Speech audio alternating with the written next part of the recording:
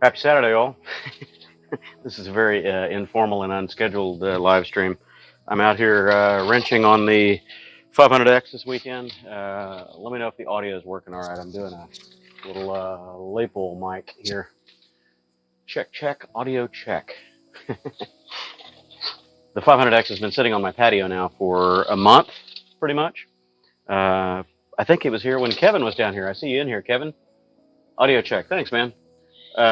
Kevin Excelsior was down here a couple weekends ago, and I test rode his new Eliminator 450 and put a video out on that. And the 500X has been down since that time.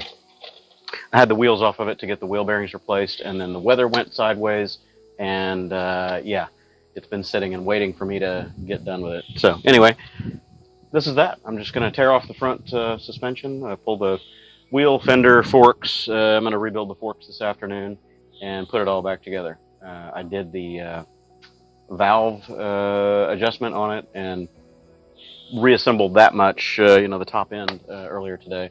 Fired it up, did a proof of life. I'll do a video on that later. So I didn't screw it up. It actually works, believe it or not. Howdy, Serenity Kitty. Hey, how are you doing? Preston is in. How's it going, Preston? Good to see you. I'm doing this from my phone, so I've got to look kind of sideways at it, and yeah, good luck. Hal, hey, how's it going, Hal? Got a few new names in here. I'm not familiar where you're from, so chime in where you're from. Bill, where are you tuning in from? Rez is in Japan. I know where Rez is. How's it going over there, man? Opposite side of the world, and it's nighttime over there. I got you. No worries, Preston. Patrick, hey, Patrick, how's it going, buddy? What do we got? We got Heather in here. Hey, Heather, if you're bored and you want to officiate or spectate, feel free to sign in. You should still be on my StreamYard account. No pressure. Just if you're bored, you want to jump in. This is one of those. What are we doing if we're bored? Just sit around and talk. And I'll talk for a little bit, but then I'm going to get to wrenching because when I do these live streams and I'm not wrenching, I'm not getting anything done. Mark from Scotland. Man, thanks for tuning in. Opposite side of the world. How's it going?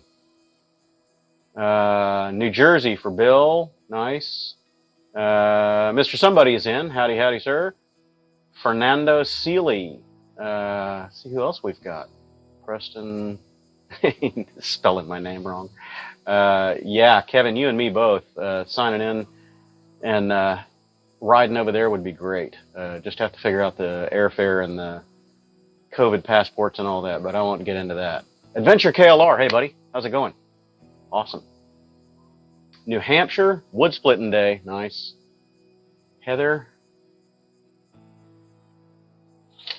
that sucks. The way this works is I can see the comment until I highlight it, and then I can't see it because the little screen is this big. Anywho, I'm going to. Oh, hey, Fernando. Next camp out. I don't know. I'm really itching. I haven't been out camping in quite a long time. So I went with Neil about a month ago, 4 weeks ago, but we just stayed overnight one night and the weather was pretty shitty. So didn't really, that's not a camp out, and it definitely wasn't on a bike. We took his truck because the weather was crap. If I can get this thing put back together today, which isn't looking really great, I might actually go for a camp out tonight into tomorrow, maybe into Monday, over at Stephen F. Austin Park. But we'll see how it goes. I just need to get the maintenance done on the bike because it's been waiting for way too long. Greg, hey, Greg, how's it going, bud? Small bore in Birmingham. Yeah, I'd love to go to that. So if anybody wants to, Heather or Kevin, if you want to sign in to StreamYard, I can add you as an administrator if you're not already. I may have made you an admin before. I don't know. Well, we can put two people up here, side by side, and somebody can talk in my ear or my shoulder here. Anyway, I'm going to start wrenching. Fernando, missed out. Oh, man, yeah, I've been missing out on everything because I've been at home, but the back and neck are getting better. I can tolerate short rides. Still dealing with a lot of numbness and pain and everything from the healing, but you know, that's life. The Rebel is not friendly to me, so I intentionally left the Rebel at the warehouse this weekend. I rolled over there and swapped it. The Navi is over here off screen. You can't see it. So that is my self-imposed deadline to get this thing running. I've got to get that thing back on the road, and that'll be my commuter. The Navi just can't get me where I need to go, and the Rebel is not comfortable enough, and those are my only, you know, the Rebel and the 500X are pretty much my only full-size bikes that are in play right now. The other ones have all got something wrong with them. Anywho, doing laundry. Okay, well, no rush on you, Kevin. You do your thing, man. Slight, hey, buddy. How's it going? Silverwing is next in line. Yeah, it is. It's just not a great commute bike because it's so heavy. It's 530 pounds or something like that. So around town and parking lots, it's kind of a pig, but yeah, it's manageable. Oh, no. Sorry about the broken wrist. Tell her I hope she gets better. That sucks. That's no good at all. You had to deal with that just last year. Bought a new bike for you. What'd you get? Chime in and tell us what you got. Aspect for bike use. Oh, so you're just talking scootering and small bore life. Is that what you mean? Anyway, I'm going to come back to comments in a second. I'm going to go over here and start wrenching. I've got to finish taking my light bar off the front of it. I don't know if you can see that right there.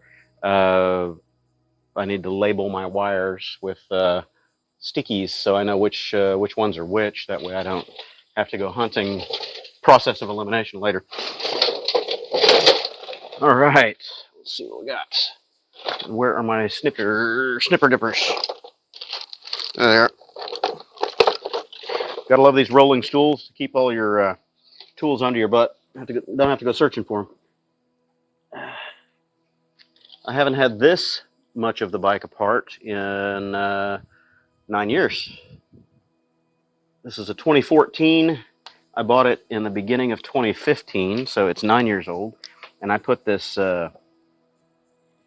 lighting kit and all my upgrades on there within 6 months of buying the bike. So all this stuff has been nailed in place for that long. Okay, so that is flood. Let's put a flood sticker on that one. I have 2 sets of lights on the front of this bike. If no one has ever seen the walkthrough that I've done in the past, 2 sets. So the inner set are spot, the outer set are flood, and I've got the floods keyed into the low beam with a master on-off switch. And then the high beams are keyed for the spots. So anyway, I don't want to go mixing up my wires because then I'm going to have to sort it later. So let's do this. This is flood.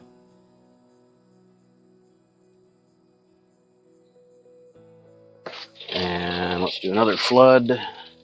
I'll be back to comments in a moment. I apologize. I am otherwise engaged at the moment. I need to figure out that voice to text thing. That would be great. Or text to voice, whatever. Vice versa. That way I can do things and it'll talk to me in my ear while I'm working.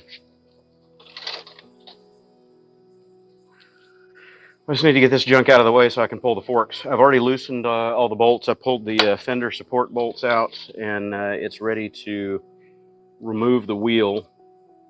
But I've got to get this out of the way first because this is sitting on the fender. And it'll just drop to the ground when the fender is not there. Where do you go? There you go. You are going snippy doodah. Bye-bye.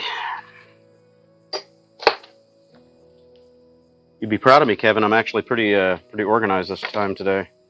It's not a complete shit fest over here like it usually is. Somewhat organized. Flood outside. This guy. And spot.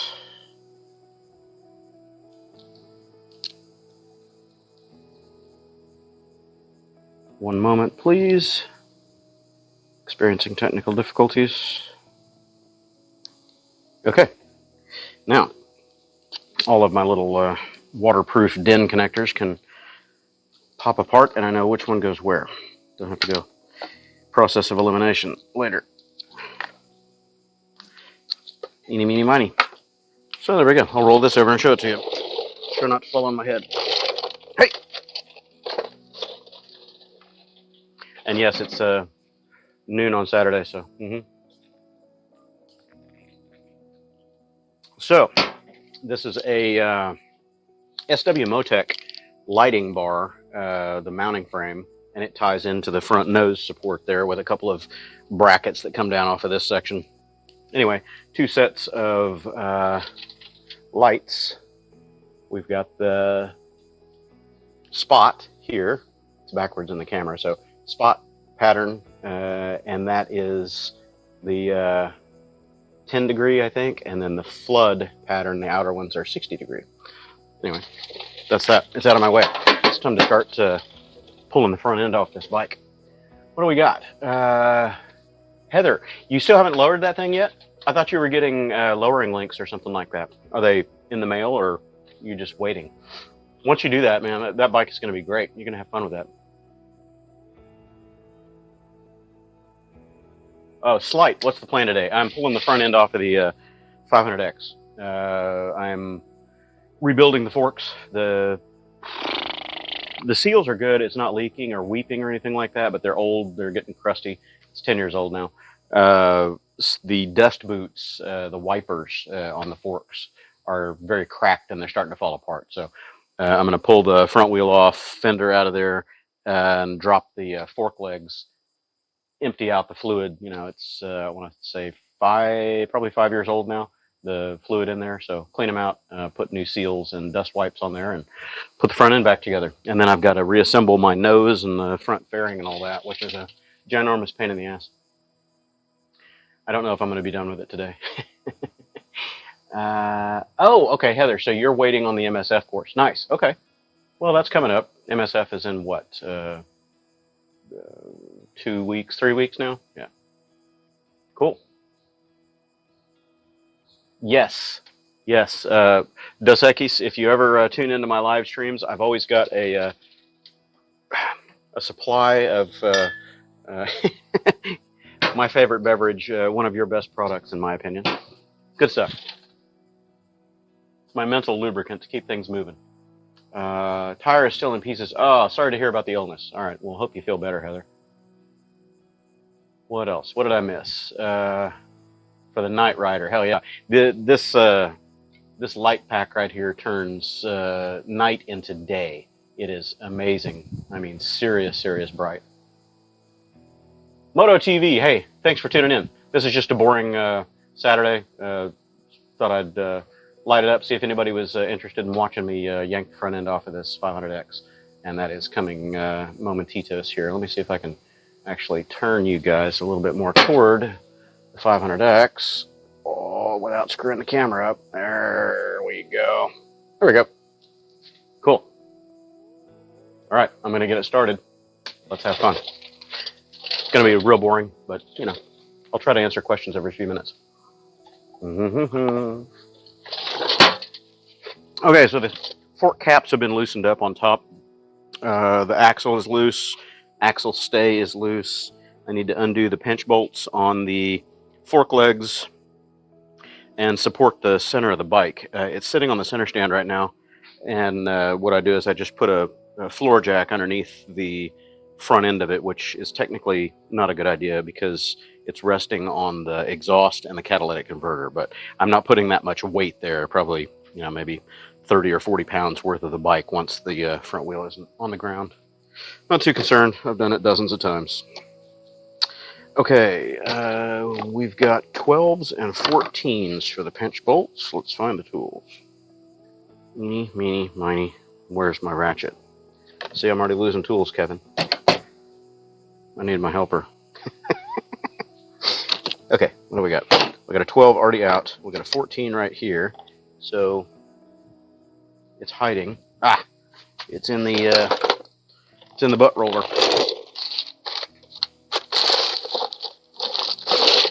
And there's the other piece. Okay, so we got 12s I will loosen the uppers first, if I can get in here past my suspended nose cowl here. Okay. Loosen the uppers, then I need to support the bike before it goes bloop and drops square on its face.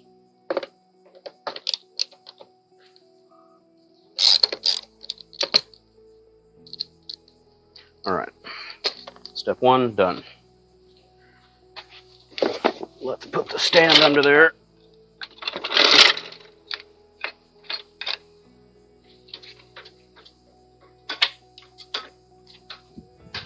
Make sure I'm centered up. It's good.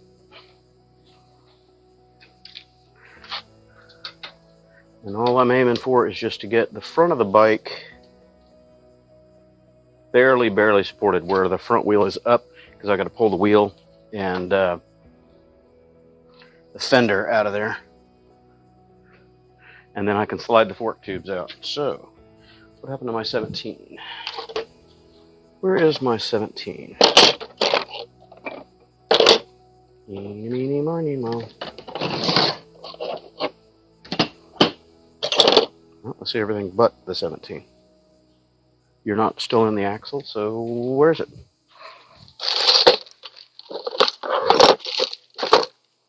Oh man, what did I done did?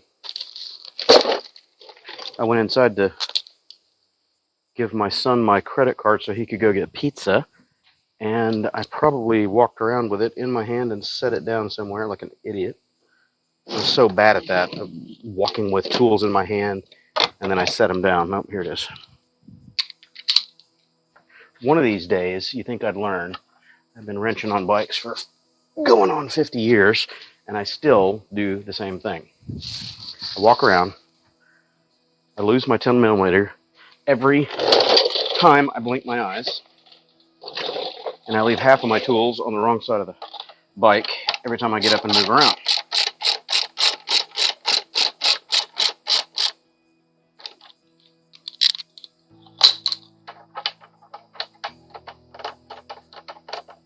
So what's the discipline there? I mean, if you have a rolling tool tray, you can have the discipline of putting your tool back in the tray and then drag the thing around behind you. But if you don't have a tool tray, or you're not sitting on a stool like this, carrying them around in your hand to the other side of the bike is a bad idea, because then you go reaching for something and you set that tool down and forget where you set it. If you don't carry it around, then invariably it's going to be sitting on the ground on the opposite side of the bike that you can't reach. Murphy? Chicken? Egg? Okay. She's a little tippy. I need to take a tiny bit of pressure out of that jack. This is sketchy. Right there.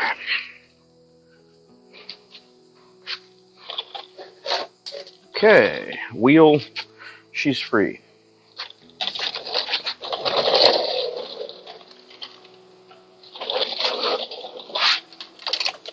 I lost a collar that was for the fender.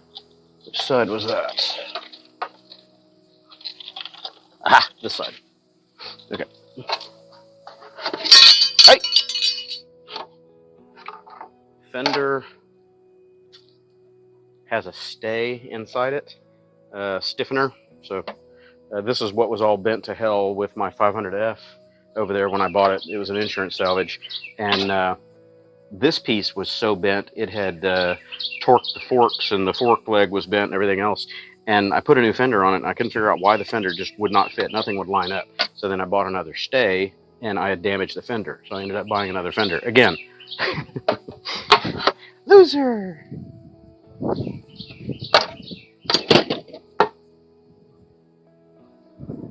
Okay, don't lose any pieces.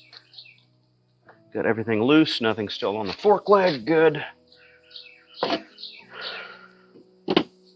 I keep all these pieces together because so many of these little collars and bushings look the same, and you go to put them together later, and you realize it wasn't for that part, it was for something totally different. Okay, now,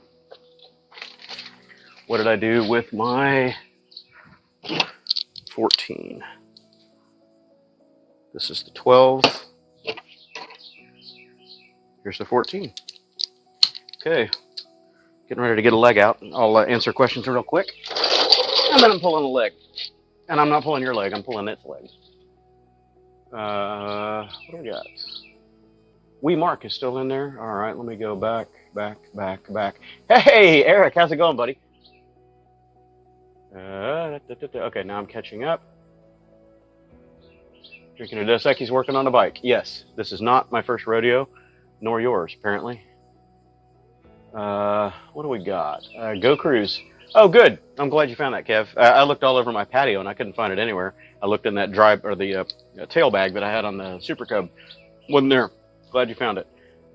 First bike meet tomorrow. Nice, Mark. Cool. What are you riding? Getting ready for the season. Yeah, I've been ready for the season. The bike hasn't been ready. My back really isn't ready, but up here I'm ready. We'll see how it goes. Heather on Wheels. Okay. Yeah, Patrick, Heather on Wheels does have a channel. She doesn't post a lot of videos, but she's more active on Instagram, if she hasn't already answered you. Every time you hit the like button, you got that right. You know, where's the 10 millimeter? It's always the one lost because it's the most used. And I swear I have opened up cars and bikes for that matter, but usually cars, pulled lower windage trays or pull the motor out of something and find 10 millimeter sockets just sitting there on frame rails that have been there for years that I've lost or someone else that was in there before me has lost. I just need to get an industrial supply of those things. 500 Rebel. Okay, awesome. Cool, man. Congrats. That's going to be awesome.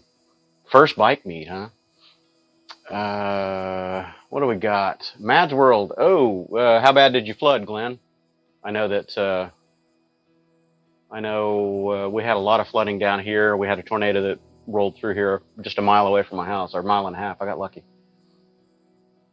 Apparently, Louisiana really got the shit kicked out of them. 650. Hey, 650, how's it going? I'm trying to catch up on comments, and then I'm going to get back to wrenching. Tools are the... Yes, that's right. You got to keep track of your tools. They are the key to doing the job right. I'm trying to find the dog. Yeah, dog is hanging out. She was over here. She took off again. Oh, she's over there. Yeah, she's always hanging out whenever I'm out here. Quasi forgetting. Yes, I know. I got to remember to take my ginkgo biloba so I can remember to take my ginkgo biloba. Hi from Miami, Arnold. Nice. Howdy, Arnold. I wish I could see this window full screen over here, but I can't. I'm going to take your comment off so I can read it, and then I'll come back. Informative. Need to do the same on your VTX. Awesome.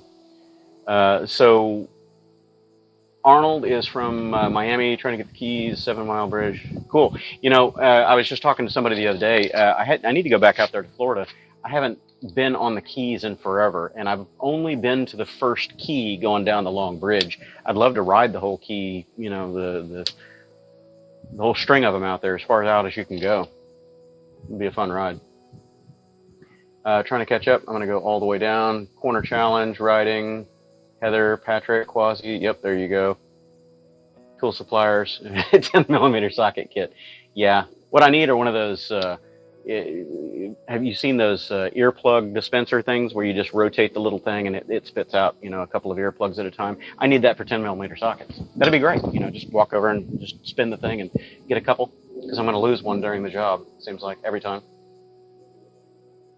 Streetwise music. You got a 350 Classic. Nice. I want to get into my Dead Hunter. I haven't messed with it since I rolled it in the garage over there at the warehouse. It's been sitting there all this time. I know there's frame damage, at least to the lower left portion of it, where the left passenger peg was, and also the left trellis for the foot peg and the controls. That thing got ganked, twisted when it nailed the ground. It might be possible to get a hold of that with some, pry bars and whatnot and reorient that correctly, stretch it back out. But what I was most concerned about is the frame rail right behind the tank. It looks like it's separated from the down tube there. And if that's the case, I'm not even going to bother with that bike. I'll just sell the engine and ECU off. I bought it back from the insurance company for $1,800. So I think I could probably get at least $1,500 out of the wheels and the engine and the ECU, sell it to somebody for a bike rebuild or a project or something. But if the frame is okay, I might turn it into a tracker. We'll see.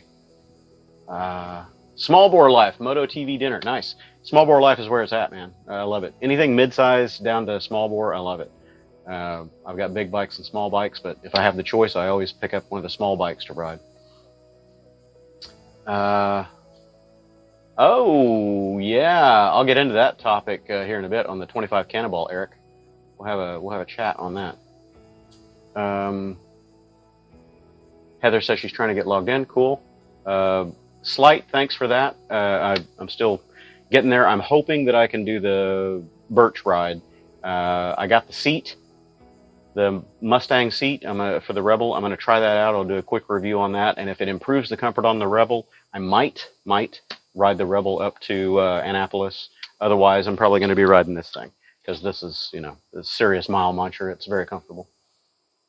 Okay, so back to Eric. I will put that comment up and talk on it while I imbibe a little bit more of this and start wrenching on that.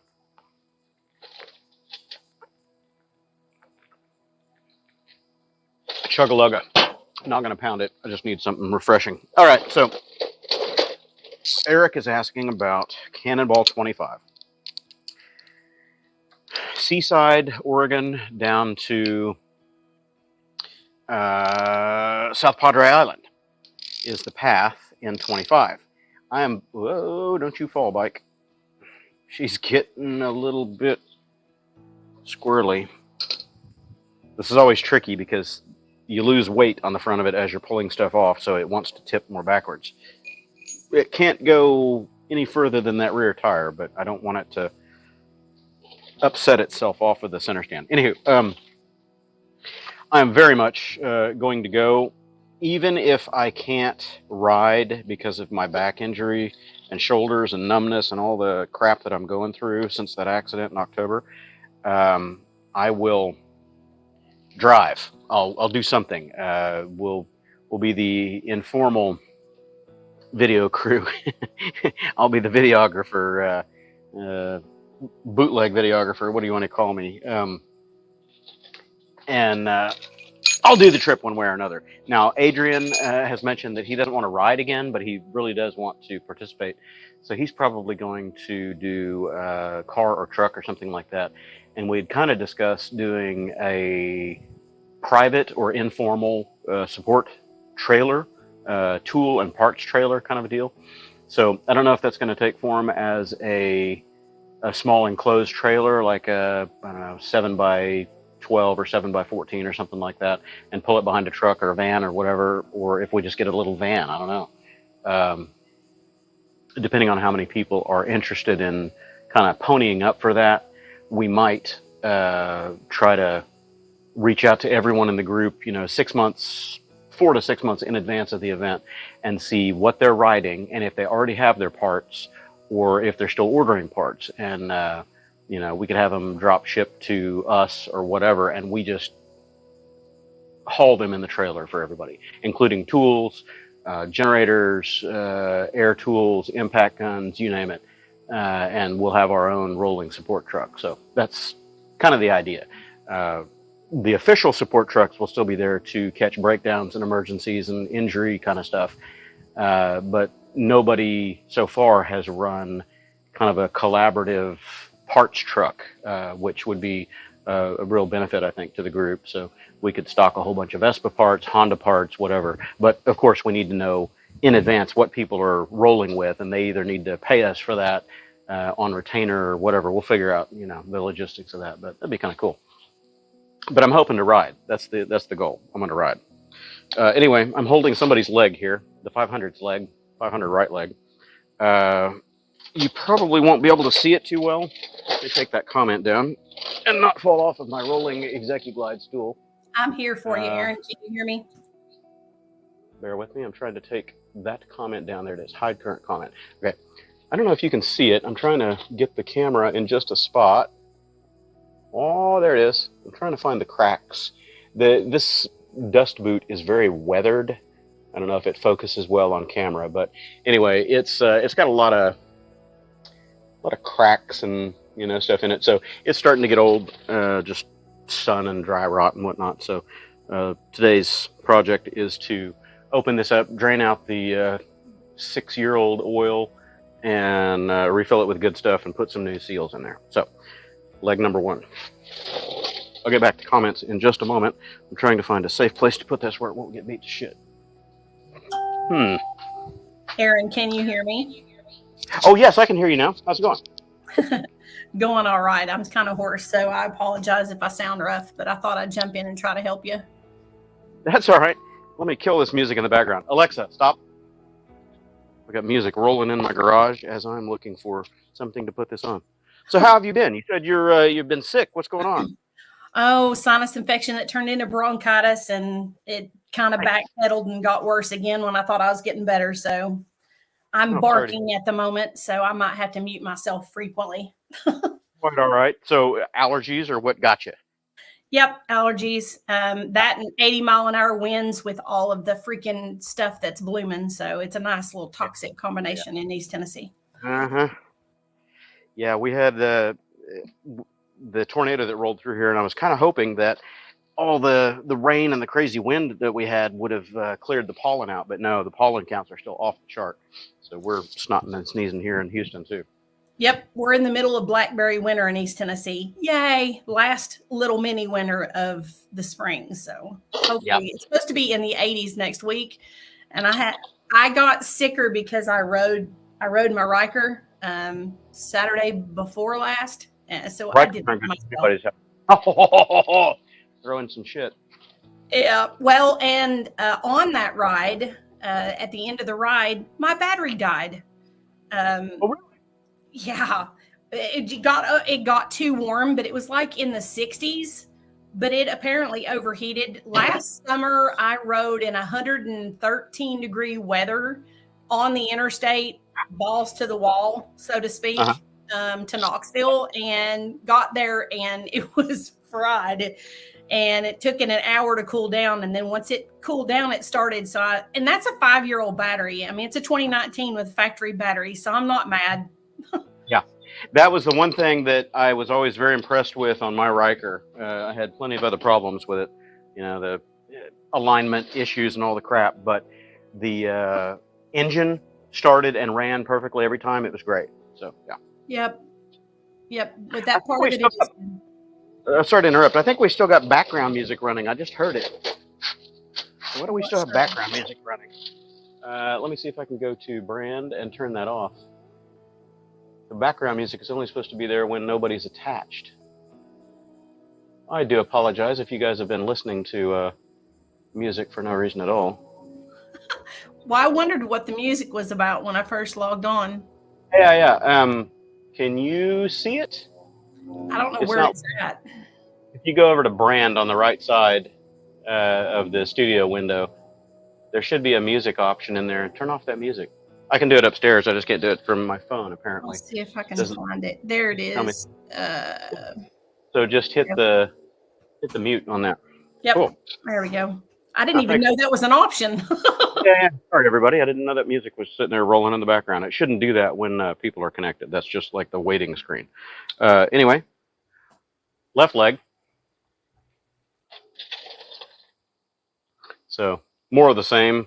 Cracked dust boots and nonsense, and some good old embedded rust trying to get the camera on it. That's what's behind the clamp, the triple tree. You can't clean that. So I'll hit this with some WD-40 or ATF and aluminum foil. It takes all the rust right off the chrome. Great stuff. So anyway, all right. So back to what you were saying. Sorry about that. Oh no, is it the clamp that's rusting, not the actual fork itself? Correct? Yes, yeah. So the chrome tube, it doesn't generally pit or rust or anything like that, Okay. but the triple tree is just steel, and it's going to rust right there where it's clamped, and water gets in there, and you can't Yeah. get to that. So whenever you pull your tubes, usually you'll have this rust ring, and you just scrub it off. It's not hard. Speaking of rust, my Versus, everywhere there's a bend on the frame, there is rust. So I'm gonna have to. I forgot what the product is. It's like a spray gel, and you lay it Uh-huh. on it. It eats the rust off, and then I'll clean it up and then touch it up with the paint. But it's sat for so long. It's an '09 with 8,400 miles, so it sat That's more what I was gonna. ridden. What year? Yeah, that's crazy. '09, Yeah, well, that's yeah. pretty low mile. Yeah, a lot of those welds, the frame joints and stuff like that, there'll Mhm. be weak spots in the paint, or at least in the powder coat or whatever it is they're using. And what I've done is I'll hit it with a brass brush, something that's a little bit soft, to clean the rust up, and then you can get the rust converter stuff. It's a paste that you get in it's like a white-ish paste, almost looks like paint, and you dab it on, and what happens is it chemically bonds and reacts with the rust on the steel and creates a black oxide layer that doesn't let it rust any further. So it's pretty. POR, put over rust. Yeah, there's several different brands of it out there, but yeah, that's pretty much it. Okay, yeah, that's what the plan is, because trying to find touch-up paint that's going to match that paint is probably not going to happen. Yeah, yeah, and usually it's not going to work too well because if it depends on if the frame is powder coated or painted. If it's powder coated, you can't paint over that; it's just going to peel off. So. Oh yay! Let's see. We'll get to some comments. Everybody will hear me talk all the time. Mad's World says it's not bad this time, and I hope it crests and goes away tomorrow. Oh, he's talking about the flooding up there. Okay, yeah, he's Oh, about an hour and a half north of me, northeast of me. So. okay. North of Houston. Slight says anywhere's and hope that your continued speedy recovery. See you in a few weeks, dude. Assuming that this is the bike you're taking. Yep, we're hoping. We're hoping. So most likely I'll be on the 500X. We'll find out if my back is up to doing the Rebel or not. Slight, were you the one that sent me the seat? Jeremiah, I don't know if that's your screen name is Slight, but Jeremiah sent me a seat, and I think it was originally Gus's on the Rebel 11. I think it was his Mustang seat. In fact, before I get my hands dirty with the fork oil, I'll go inside and get that box. Let's just unbox it. Sweet, and you can still hear, correct? Yep, I'm still on wireless. Okay, Fernando Seeley says, sounds like a scooter run to Florida. Yeah, he's talking about the Keys, or what I was talking about on the Keys, I think. Yeah, that would be a nice ride. Yeah, it would. Excelsior posted a pic in the Behind the Curtain channel on Discord for the stream. Okay. Patrick Schreibner says, back to work, you're burning daylight. Exactly. Yeah, I get talking and I don't get work done. And he said the Rebel is a good bike for his needs as well. Yeah, the Rebel's good and fun, but it's not liking my back very much lately, or my back isn't liking the Rebel. I'm having problems with my left leg and foot, particularly going completely asleep. It burns and then goes to sleep because of the position pinching my vertebra, and my hands go so far asleep that I can't operate the controls, and that's getting bad. So are your shoulders rolled over causing a hunching, or what's going on with your positioning? Well, it's the lean forward like this on the Rebel. It's something with this position. My rotator cuff is torn right here, like 38%, so it's pretty bad. And I've got some nerves impingement going on in the shoulder cap. Mm-hmm. And this shoulder is 22 and 26% torn on the rotator cuff. Jeez. I've only got one tear over here, but it's pretty significant, 38%. And that's through MRI and all that. So they're thinking that eventually it might heal or whatever. They're doing steroid injections and things like that to see if they can get the swelling down and let it heal. But I ragdolled, on the pavement back in October, and the flopping and the straining, trying to flatten out so I could slide instead of rolling and breaking my arms, is what tore up the rotator cuffs. So yeah, not fun. Man, that sucks. Yeah, it does. Doesn't feel good. Lefty Madrid says, been following you for some time now, into motorcycles myself, though I wish I was more mechanically inclined. Keep watching his videos. You'll learn a lot. I know I do. Well, I've always been pretty mechanically oriented since I was a kid. And really, there's not a lot that you can screw up on these things, superficially anyway. If you open up the engine, yeah, you can screw up. But most of the bolt-on, stuff that I'm doing here, tearing the forks off and all that, if you have a shop manual, just follow the pictures and the instructions in the shop manual. It's not that hard. And all the tools that I've got are just basic hand tools. I don't have any, fancy shop tools or anything like that. And you can do most of the maintenance on your own bikes. Just buy the $50 shop manual and save yourself $175 an hour at the shop. It's crazy. Shops have gotten nuts, man. Was this This is, yeah. And I can't remember. I've got to go back through my conversation history on Facebook to find out whose seat this is originally. I think it was Gus on the Rebel 11. And Jeremiah got it from one of the guys in the group and tried it out on his Rebel. And then sent it to me and said, hey, man, try it out. So it's, I don't know how well I'm coming out on camera, but it's very well sculpted. I like the upturn in the back of it here. It's decidedly higher in the back than the factory Honda seats, which would only come up to about here. So I don't know. I'll have to try that out. It might be comfortable. I like the seat pan is well designed. I don't know if that's coming out. It's plastic instead of that fiberglass resin and all that the other ones that I hate, the ones I love to hate. What is it? Not Mustang. It's Corbin. I bought a Corbin seat for my 500F, and it's just a piece of shit. But yeah, this thing seems to be made pretty well. Mustang, unknown which Mustang it is, but Mustang seat. So I'll try that on the Rebel, and if it helps me, then maybe I'll ride the Rebel up to Maryland. We'll find out. It's a great looking seat for sure. I like it. It is. It's really well done. I'm impressed. Put it away so it's protected. Fernando says, party barred, ride safe. Bard, B-A-R-D? I don't know. Party bards, maybe? Oh, party hard, ride safe. He corrected. Hard. There we go.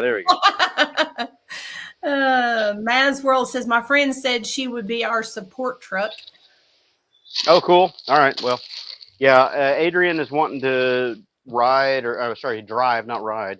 And Kevin, Bikes and Pizza, Excelsior here on YouTube, he's also saying that, worst case, if he doesn't ride, which he does want to ride, that he would drive support. So one way or another, we're going to be doing support trailer or truck of some kind to be a chase vehicle. And anybody that wants to ride as far as spectator or support, you can drive or ride whatever you want and just follow the troop along. You won't score because you're not, in the game as far as the points runnings, but anybody can participate.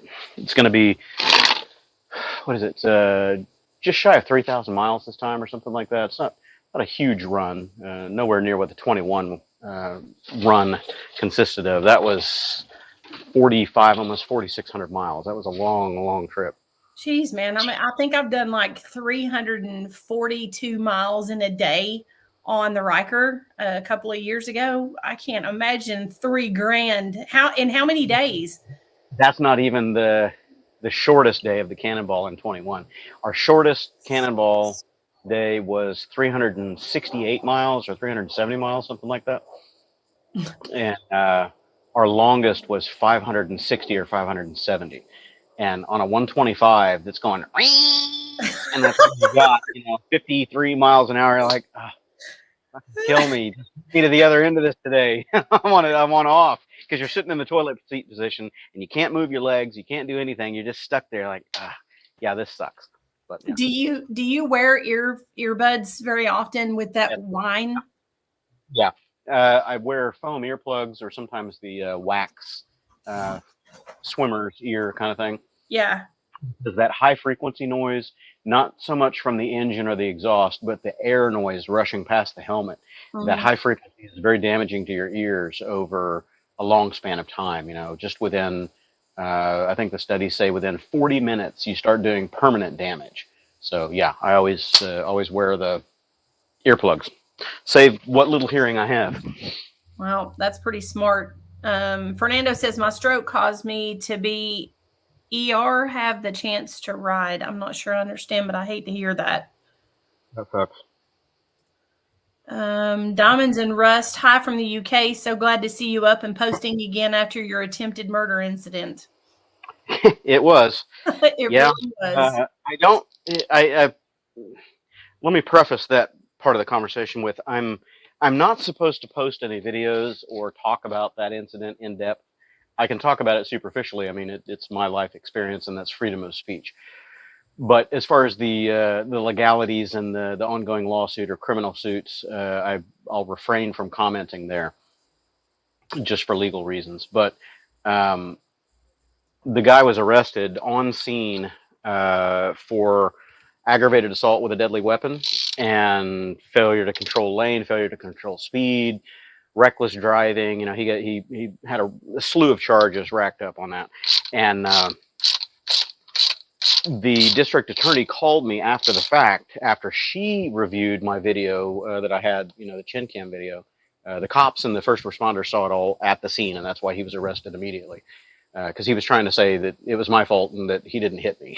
oh yeah, yeah. I've got it on camera, dude. Sorry, bud. It is unequivocal. There is no gray area here. So she called me back. I think it was the second day, the city district attorney, and said that they were considering upgrading the charges to second-degree attempted murder. But that's a harder one to stick from a legal standpoint. So aggravated assault with a deadly weapon is 2 to 7 years, 2 years minimum, if convicted, where second-degree attempted murder carries a minimum 5-year to 15-year sentence, but it's a little harder to get it to stick, you know, because you got to show some type of premeditation or something. Yeah. First degree is, you know, premeditated. Second degree is, you know, heightened circumstance or, you know, temporary insanity or whatever, which is kind of where road rage falls in. But yeah, I won't elaborate any further on that, other than I haven't heard anything back from the district attorney to find out what they decided to charge with, or where that case stands. It's still in progress. So, well, I'll say, since I'm not involved, I hope he gets his ass handed to him. Pisses me off. Yeah. Don't screw with my friends. It pisses me off. Yeah. But no, and it's unfortunate that everywhere you go here in Houston, I'm going to try to angle the camera down so you guys can see what I'm doing. I've already pulled the cap off of this thing, and I'm about to dump the juice out. I'm going to go off camera for a second and go grab some more soup. Be right back. Soup? Cool. Bring me some. So yeah, anyway, it's unfortunate in that everywhere you go here in Houston, road rage is just kind of a fact of life. Everybody is super amped up. They're super angry, super aggressive all the time. And if you're on or in something that's smaller than whatever vehicle they're in, they're going to not only try to intimidate you, but physically assault you. They try to run you off the road. It's you know, Mad Max bumper cars around here. It's pretty bad. So when you're on a motorcycle or something small, it's dicey. It's very, very dicey. Okay, so anyway, fork cap is off. I just compressed the tube. This spacer is what's in there on the top. That's a spring compressor spacer. I'm hoping I'm keeping you guys on camera. So yeah, put all this in the drain pan here and try not to make a huge flaming mess. Yep, I am. So let's get oh, now I get you in frame. Keep in mind, everybody, I'm looking at my phone, but the phone camera screen that I'm seeing from me is less than an inch wide, maybe 3/4 of an inch by 1/2 inch. I'm looking at a postage stamp. I don't know why StreamYard has decided to change that format to where I can't see what the hell's going on, but, you know, what am I going to do? Okay, so spring is out and drippy drippy. I'll set that sideways, and we're going to pour out the tube in here. And that is some black fork oil, kids. That's not factory Honda. That is a 50-50 blend of, what was it, 7 weight and 15 weight. So I ended up at about a 12 and a half weight combined viscosity there, and it's Bel-Ray synthetic.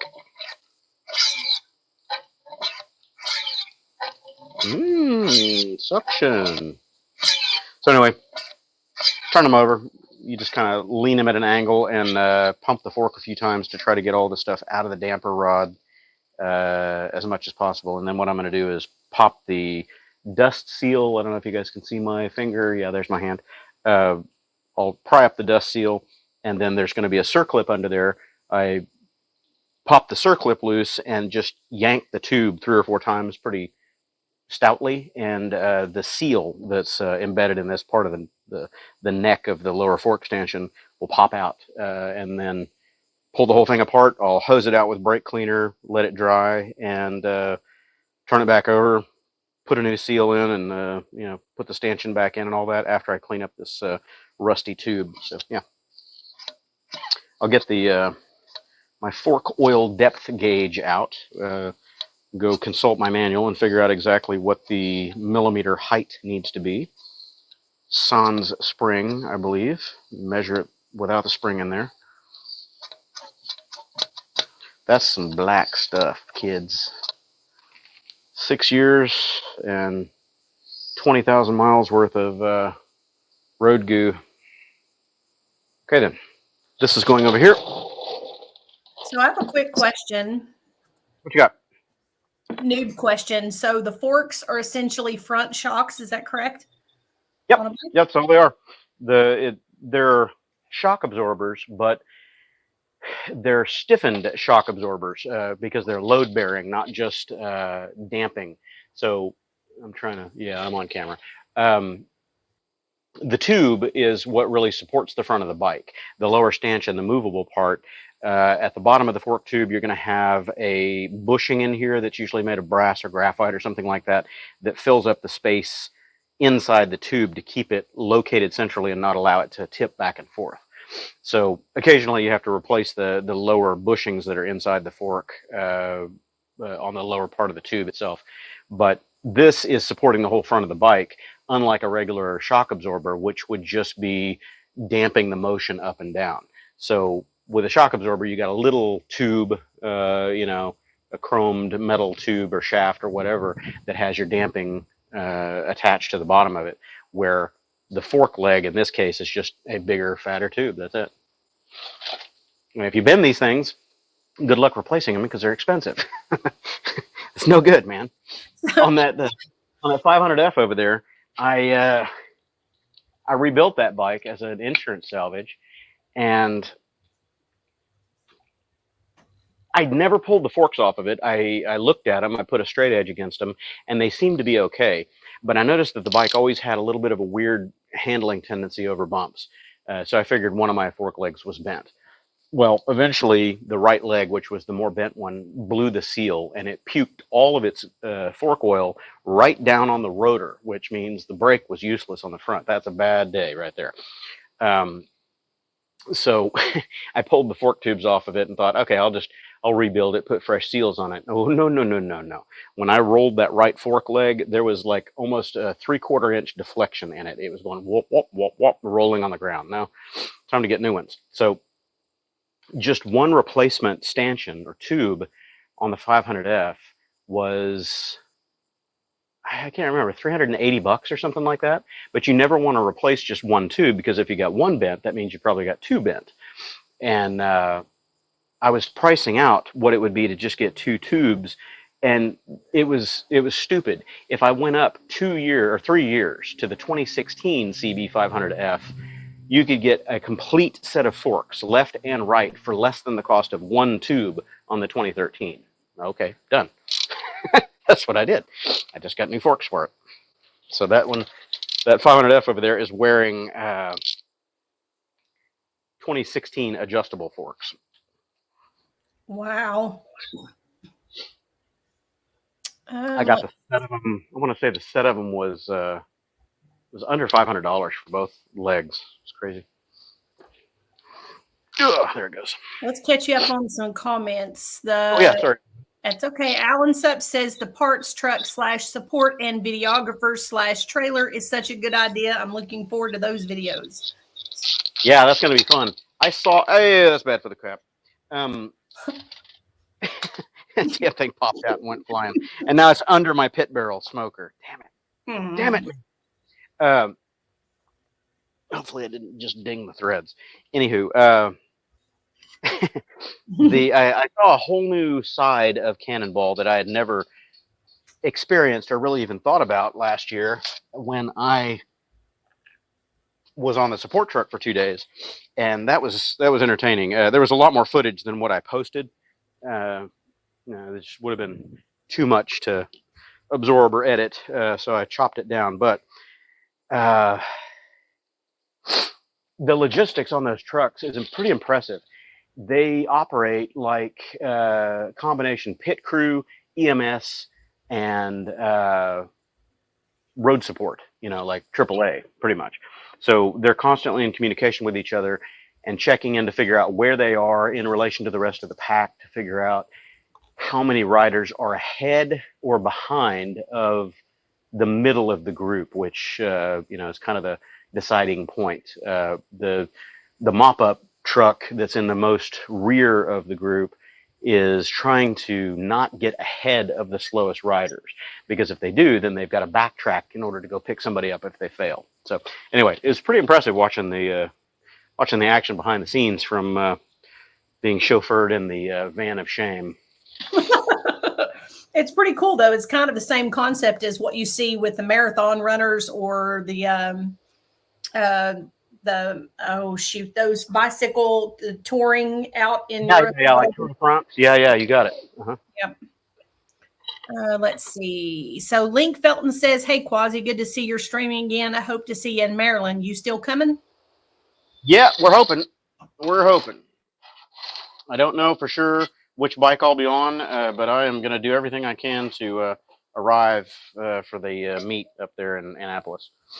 Well, you'll be coming right by here. You better come say hi. You better stop and say hi. I will. Yeah, if I can. Yeah, I will. Last time I came through your neighborhood, I was hauling ass back on a iron butt. I did a 1,260 something mile run in 17 hours. So yeah. Lord.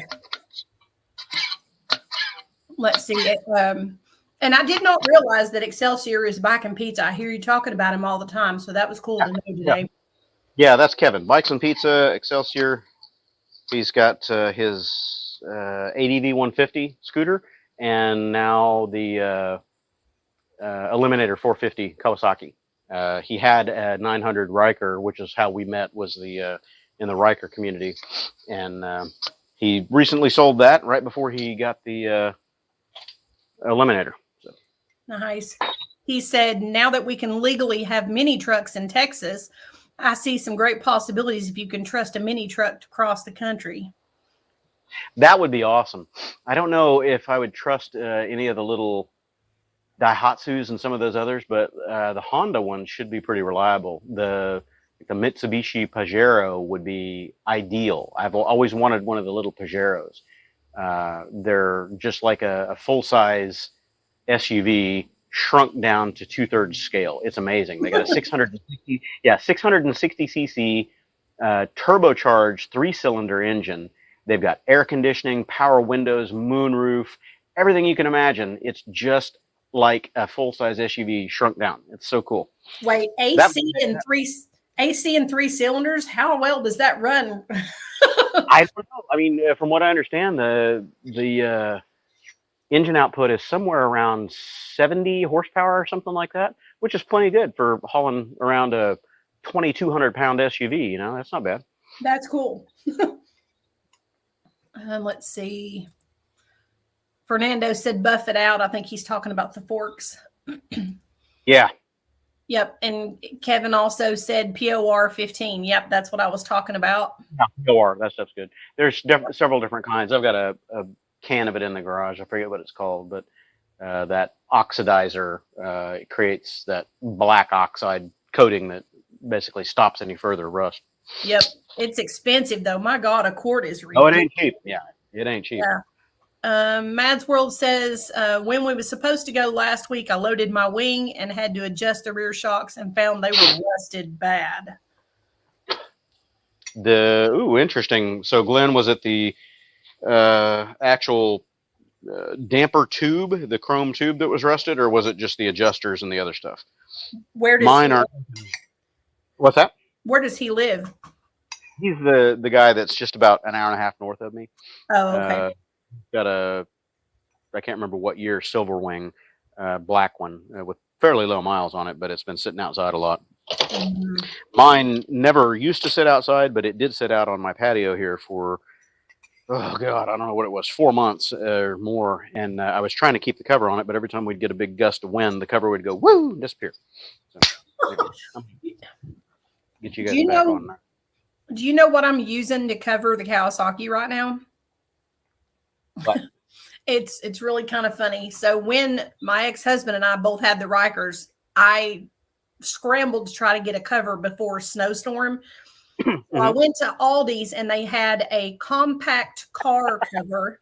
And it has straps and everything. It's the dumbest looking thing ever, but it has straps that I can take around both sides, so it stays down over it. Let me get this straight. You're protecting your Riker with a strap on, just so we're clear. All right. That's perfectly said. Oh my God. Yeah, I bought a Nelson rig for mine. I gave it away with the when I sold the Riker. It was a Nelson rig designed for the bigger touring, the Spider F3 or RT. I can't remember. I think it was for the RT. But I had that Madstad windshield on the front of it, and the side mirrors and all that stuff, the folding mirrors. So it fit mine pretty well. And if I cinched up the drawstring cord, the elastic cord on the bottom, it never blew off. So it was pretty good. I have a Madstad on the Kawasaki, and it also has I don't remember what a Givy bag, the single top case bag on the back. I don't know how. I've got to figure out how in the Sam Hill I'm supposed to throw my leg across that bike. Get that thing on there. The only way I can really do it is to grab the pants or my ankle, and grab my pants and lift my leg over. There's no graceful way to do that because. Well, okay, so I can, if I didn't have this thing with the front wheel off of it, I could show you the mounting procedure for taller bikes. And this is something that you learn when you're running, dirt bikes or ADVs or, the big touring pigs. Generally, if your inseam or your leg stretch doesn't afford you to do this, which I'll demonstrate briefly because my seat's not on here. I don't know if I'm on camera or not, but if you can't pick your leg up and go over like this, then what you do, I'm trying to not lose my bike, you step on the, I'll do it from this side. You step on the foot peg, just step on it, grab your handlebar, and when you step up, you just swing your leg over this way. So you're using the bike on the side stand, essentially, to mount the bike. I do that with all the bigger bikes, race bikes, anything that is too tall for me to even get to the ground. You just step up, you swing your leg over like this, and then sit. That's it. You're done. So you don't have to swing your leg high and over. You're stepping up first. So now you only have to bend your knee. That's it. Nice. Okay. So well, I tried to do that a couple of times. I had an old biker show me that very move at a bike shop once. And my problem is I tend to yank on the handlebars and move the front. I'm terrified. Yeah. You don't want to pull on the handlebars and you don't want to weight the bike real heavily over to one side because then you could make it topple off the side stand or whatever. Yeah. So the idea is you lean your body kind of over to get your center of mass over about the middle of the bike, and then you put your left foot on the foot peg and just stand up. In that position, you stand up. So your center of mass is right over the middle of the bike already. And then all you have to do is just heave your leg over the seat, or, you know, lift your knee or whatever, and drop it down on the right foot peg. And then all you do is put your right foot out, heave the bike on, you know, on center, get it off the side stand, kick the side stand up, you're ready to go. Totally makes sense. I'll have to start practicing that soon. Eric Sample says Vespa Chef wants you to ride the SCBR 2025 as you are so entertaining.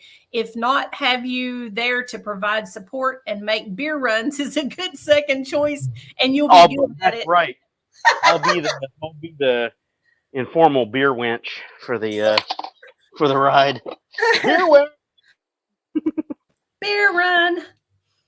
Let's see. Swimmer Dog 123 says, I'm moving to Houston in July after I separate from the Navy. I'm considering using the Royal Enfield Classic 350 as a commuter to the main campus, to keep me from running the truck daily. Okay. That sounds like a good option. Yeah, that's plenty good bike. I'm not sure what your route in Houston will be, but we can run the HOV lanes during peak traffic here. So Katie managed lanes, the stuff like that during peak rush hour. So I think it's 6:30 a.m. to 10:30 a.m. Bikes ride free, even though it's HOV, you know, or toll technically. Any HOV lanes we can run anytime, but the Katie managed lanes, for example, are only HOV during that peak hour, and then they revert to toll only. So you have to have a toll tag, but if you can run the HOV lanes or the toll lanes, do it. It's worth, you know, $1.50 or whatever it is to stay out of the cagers' tires. So. Kevin says we need to get Dos Equis to sponsor a cooler truck for you to drive. Hell yeah, man. You've seen those. Everyone's seen the Oscar Mayer Wiener truck, but yes. There are those little, what were they? The Mini Coopers that were for Red Bull. So we just need something like that, but in a Dos Equis bottle, and we'll throw all the support stuff in that. That'll be great. Swimmer Dog says, will the Classic 350 be doable in Houston? You answered that already. Yes. Yeah, it's doable.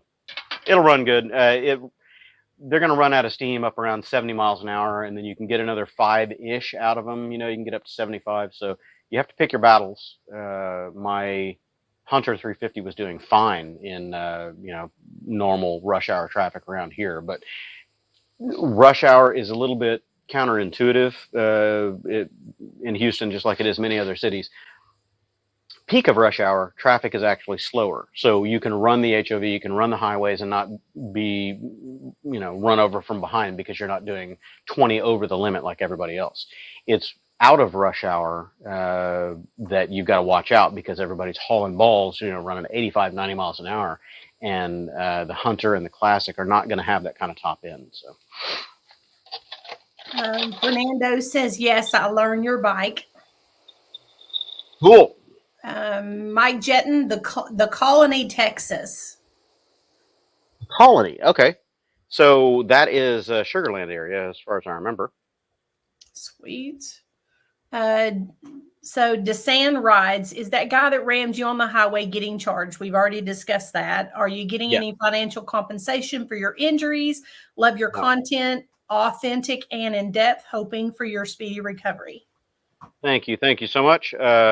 In order of question, yes, he was charged. No, I'm not receiving any financial compensation yet. That's still ongoing lawsuit. I don't know how that's going to turn out. Never turns out in anybody's favor because, you know, insurance company is going to try to screw you out of everything. The problem in this particular case is he had a brand new truck on Geico, and I'm also with Geico. So that means both policies are under the same company, the same roof, and they have no incentive to go sue another company to get more money to pay me. They're going to try to settle it in-house as cheaply and quietly as possible. So my attorneys have filed a suit, an injury suit against Geico to get more out of it.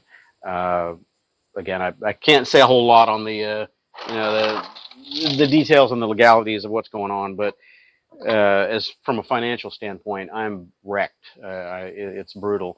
I wasn't able to work for 2.5, 3 months. I'm just barely working now, 6 months into it, and everybody goes, "Oh well, you got a big insurance settlement coming." Yeah, what? When? 2 years from now? Yes. Meanwhile, bills don't stop, electricity doesn't stop, food doesn't stop. So I'm trying to temper my response, but basically, for all the nasty naysayers out there who've left shitty comments, until you've been in this situation, you have no fucking clue how brutal it is not being able to work, not having any income, because I'm self-employed. So yeah, it's getting ugly. Keeping the lights on, just barely. Fernando says, "Wow, y'all be dropping big miles." Oh yeah. Just so everybody sees what I'm doing, I think I'm still on camera. I slid the dust boot off of here, so you just have to kind of gently pry it up from the base. Try not to scar your fork leg, and the dust boot comes right off of there, and that's the really cracked, nasty bit. I don't know if that shows up, but yeah. Anyway, that's coming off, and then the next bit is right in here. If I can get that on camera, there's a locking ring, like a circlip in there, and I've got to pop that out. And then the seal is right under it. So basically, the easy way to get this apart is you just ram the leg upward, and it's going to unseat this fork seal that's in there. And then I've already got the new fork seals and the dust boots that are going to go on top of it. So that's next. It looks like that seal's kind of chewed up and trashed. Yeah, it's old. They get dry rotted and just start leaking over time. And the problem is this. Let's see if I can get it in the frame well.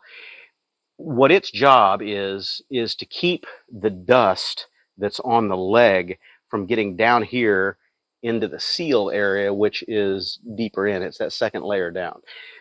Dust and debris, sand, garbage, whatever, if it gets in there and it's sliding up and down like this, it's going to slowly eat that seal, and then that's when you start puking oil out of your fork leg and down the leg and on your brake rotor and all that. So the better this thing works to keep the dust out, and it'll prolong that. So anyway.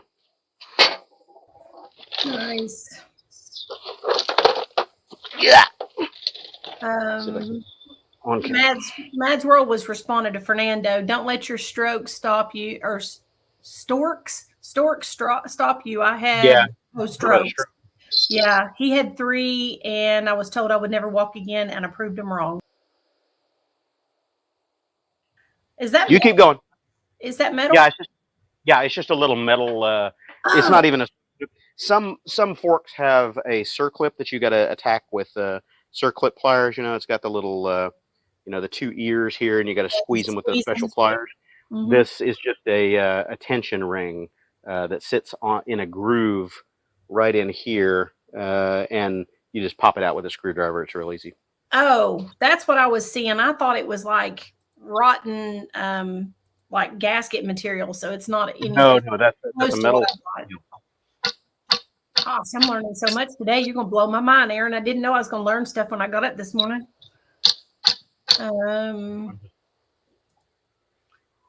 Adventures of Zuka Chikimoto says, "Hey, coming in from the Colony, Texas as well." Dr. Dread, Man of Mystery. Oh my God, these names are awesome. Dr. Dread, how's it going, man? Are they going to have you testify? Yeah, I'll probably have to testify at some point. They've already taken my deposition electronically and verbally through 2 different phone conversations. But at some point, I'm probably going to be called in to testify in court. So we'll find out. They're still waiting on my victim's assessment. Say that again. Victim's assessment statement. Anybody that's affected by a felony event will be requested to fill this out and say how it's affected their life and their income and their blah, blah, and whatever.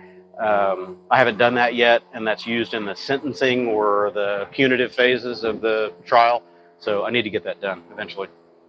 I just don't want to revisit it. I'm tired of dealing with it. I just want it to go away. Well, and with injuries, you kind of deal with it every day, so I get it. Every day, yeah. I mean, I still can't sleep to this point, and it's not like PTSD or anything. I don't think about the accident anymore. Rewinding a bit, that was interesting. I had never really experienced PTSD, and I've been shot, and I've been shot at, and I've had to return fire in law enforcement capacity in the past. That never bothered me. What really bothered me was playing back that accident footage, and then I added the audio track from my dedicated audio recorder over the top of it for just that very brief little chunk of video that I did showing that the hunter had died. And that messed me up. I was sitting there, my heart was racing, I was getting flushed, I was getting faint, and I couldn't figure out what was going on. I was like, Jesus, why is this jacking me up? And I played it several times, and it just, it kept amping me up. And I was like, man, I got to get away from this. And I realized that it was actually PTSD. I was having post-traumatic stress listening to the audio, and it was the audio that was the trip. It was the kicker. I couldn't believe it. I was like, holy crap, man, I can watch it and it doesn't bother me. The audio it was a visceral reaction. So I had to finish editing that little clip with no audio. I just took the headphones off, and I was matching audio waveforms. That's all I was doing. I couldn't listen to it anymore. And since I posted that video, I have not watched it, not once. Wow, it's crazy. I'm sorry. But no, my problem sleeping is my arms will go to sleep and cause all kinds of problems from the rotator cuffs and the inflammation in my neck and all that. So I can get about 30 minutes of sleep at a time, and I wake up, because my arms are burning or hurting. I'm like, God, again, and I roll over. I try to find another position. So for 6 months, I've not gotten more than 30 minutes of sleep continuous. Crazy. Have you tried, and I know this is not conventional, and being married, it really would suck, but have you considered a recliner so you're sitting more upright to take that weight off your shoulders when you're laying back? Yeah, I've tried it. I've got a couple of pillows. I've got a wedge pillow and a really big full pillow on the bed. So it keeps me inclined a little bit, and it helps. If I lay flat, it's brutal. I can't sleep at all. So I've got to be inclined, and it's helping, but it's not a fix. So. Bricks underneath the 2 headboard posts, on the headboard end might help as well. Yeah, I thought about that too, but we've got a very large, very, very heavy king-size bed. So I have to actually put a couple of boards and some other underlying support on the floor underneath that. So I don't know. I might try it. Let's see. Mads World says Cannonball went up on their price, but somehow, some way, I'm going to try and ride it in 25. Yeah. Well, Glenn, we talked about that briefly on the phone. A lot of people are kind of balking at the price for the Cannonball this year, or at 25. They've gone up to $500, I think it is.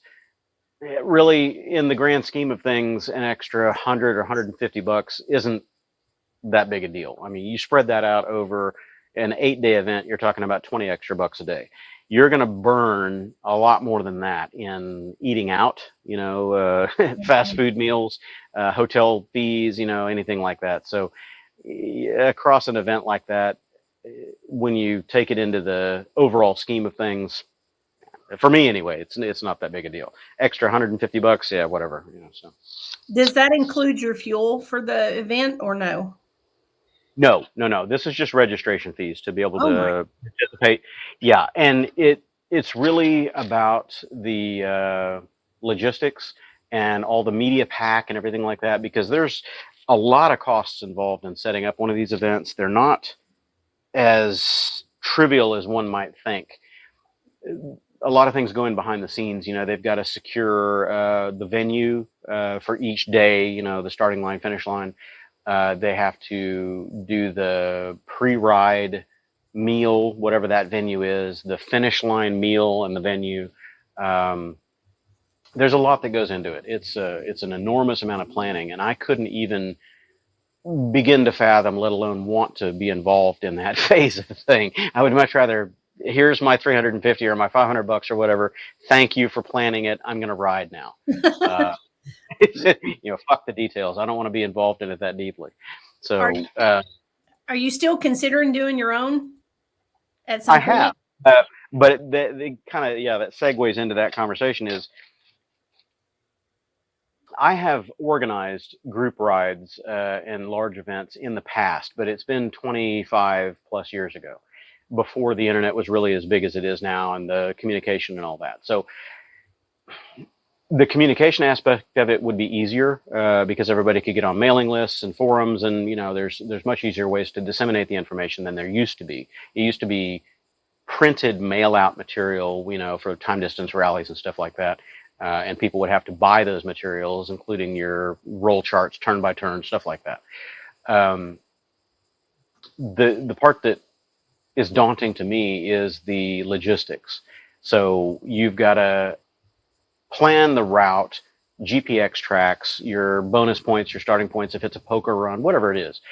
And then suddenly you're the focal point for everything. And if your schedule changes or your health changes or whatever it is, you are now on the hook for not letting down dozens or hundreds of people. So the stress that's involved with it is something that I would do on a contingent basis, not an event like the Cannonball, but something like, hey, I'm going to be at this location. As many of you that want to show up and ride along and participate in the event, come on out. So it wouldn't be a paid kind of a thing. And finding the right venue for that, or the right location in the country to kind of get the most people involved is the trick.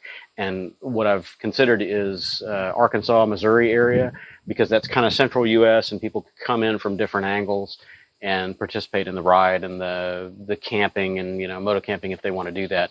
But again, I've got to plan that location in such a way that if people that want to participate in it are not moto campers, they're not forced to. There's a hotel 10 miles away or 20 miles away or something like that. So I don't know. That makes sense. I'm up for it, but I don't want to be the asshole that lets everybody down. I understand that too. Okay, so Dr. Dredd was asking what the cost was. We've already talked about that. Streetwise says that's crazy. So the guy who hit you did it on purpose. Yeah, it was intentional. He got mad that he was stuck behind slower traffic. He almost changed lanes over me once.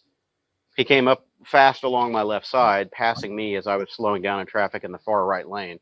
And he started to come over on me, and I hit the horn to let him know that I was there.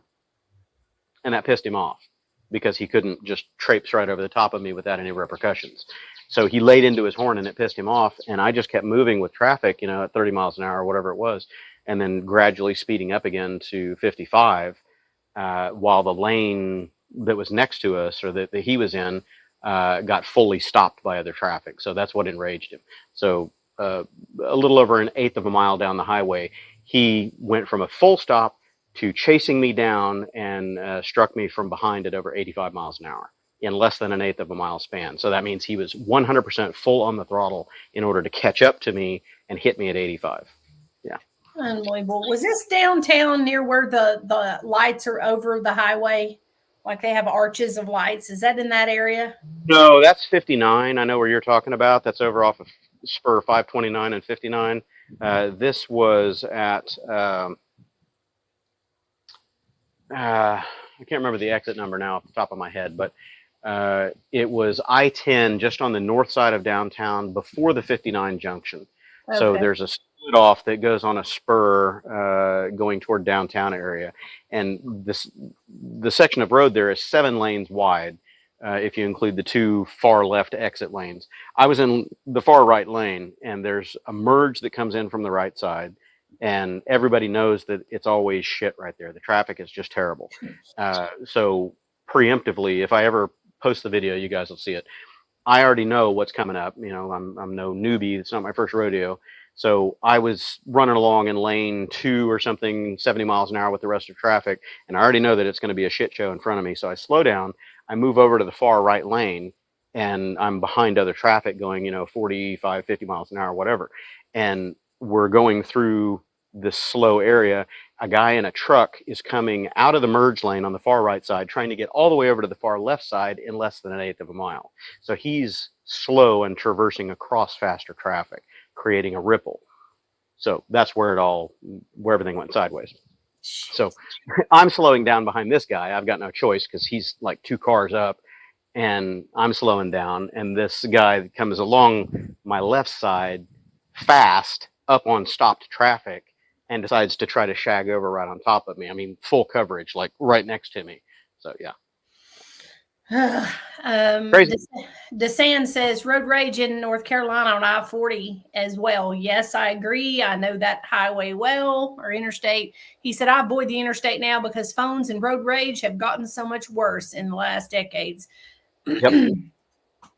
Houston in general has gone down the toilet since COVID. When COVID happened, the lower volume of traffic here in Houston, I mean, Houston's always fast and furious. It's got a terrible reputation for speeding. You know, everybody in Houston speeds, even the commercial buses speed. It's crazy.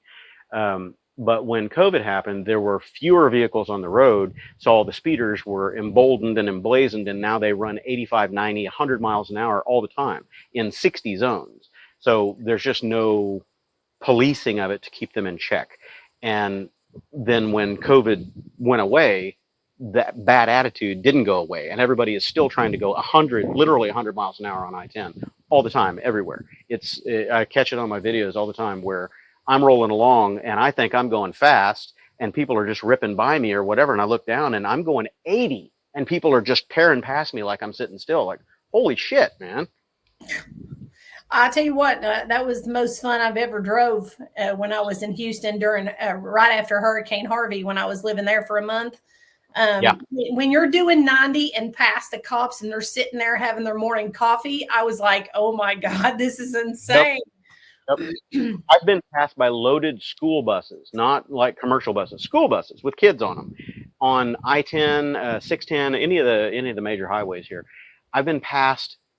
I was going 10 over the speed limit, and I've been passed by buses going 10 miles an hour faster than that. My God. A loaded school bus going 25 miles an hour over the limit plus. What? And they don't even have seatbelts, I bet, either. Not. Yeah, exactly. This city is just crazy, man. It's getting worse every day. Mad says 500 for first timers, 450 for everyone else on the rates. Yeah. Fernando, I think they're mad because they can't pass like a bike can. Probably. That's it. And it's the you're cutting in line attitude. You're cutting the queue, which nothing could be further from the truth. We're shortening the line by going through in empty space. And the way that I always equate motorcycles filtering in traffic is, where's the logic in saying that a bicyclist or a pedestrian on a sidewalk should have to wait behind traffic when traffic is stopped if they've got a clear path to go through?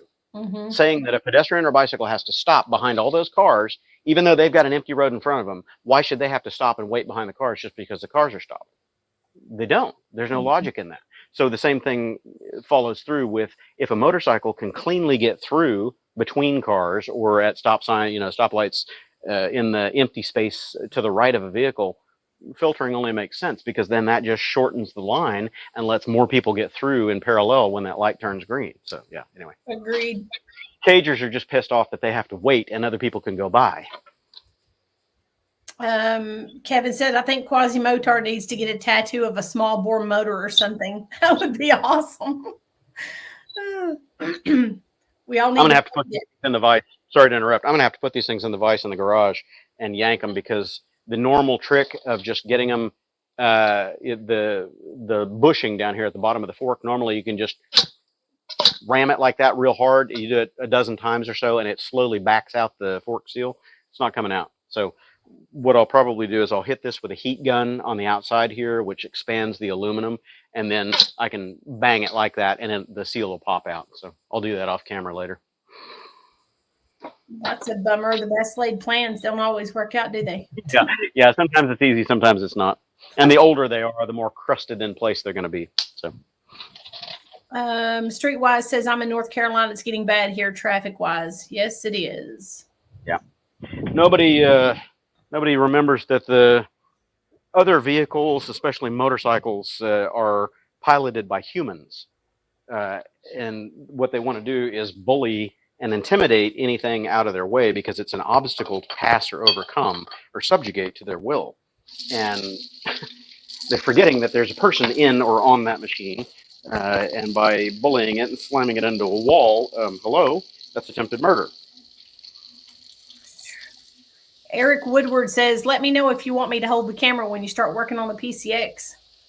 Oh, hell yeah, Eric. Eric is one of my wonderful, fairly silent benefactors. Sorry, I'm indoors right now. I'll be back on camera in a moment, getting another beer. Eric sent me a very generous donation when he found out that I got in my motorcycle accident last October. And he also bought me all of the new plastics for the PCX. Nice. All the white plastics that need to be replaced. I'll just go get a couple of those out of the garage real quick. I haven't torn into that project yet, but it's next on the list as soon as I get the 500X done. And then right after that is going to be the Silverwing, because the Silverwing has been promised forever. That's incredibly generous, Eric. That was really nice. He is the man. He had, I won't go deep into his history because I don't know if he wants me to talk about it, but he had a really bad accident 3 years ago, I think he said. He was in a Toyota Tacoma or something like that and got T-boned by another Toyota Tacoma and ended up rolling into a ditch, and he got really messed up. And he's been fighting with surgeries and recovery and all kinds of stuff, and he's still fighting the good fight, trying to get his mobility back to where he can actually ride motorcycles again. Right now, he's not able to ride because of flexibility and mobility issues. So I'm always praying for you, Eric. I hope your nerve issues and your leg issues sort out so you can swing a leg over.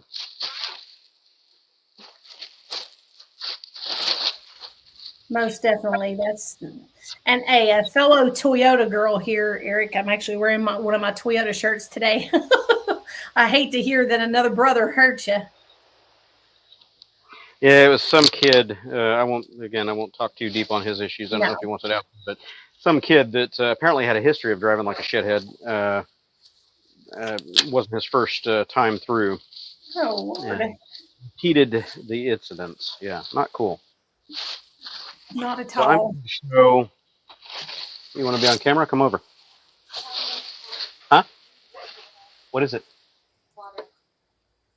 It's not butter anymore. Now it's melted liquid milk. My wife just found a case, like a brick of butter. Here you go, Eric. Here's the right side panel for the PCX. I just uncorked that. I haven't opened any of those packages yet. So that's the front right for the PCX 150 that got destroyed in the cannonball when I ate gravel at 35. You want on camera? Go ahead. Go over there and say howdy. I'm live. My daughter, this is the other reason we've been kind of missing in action around the Quasi household lately. Let me move these out of the way.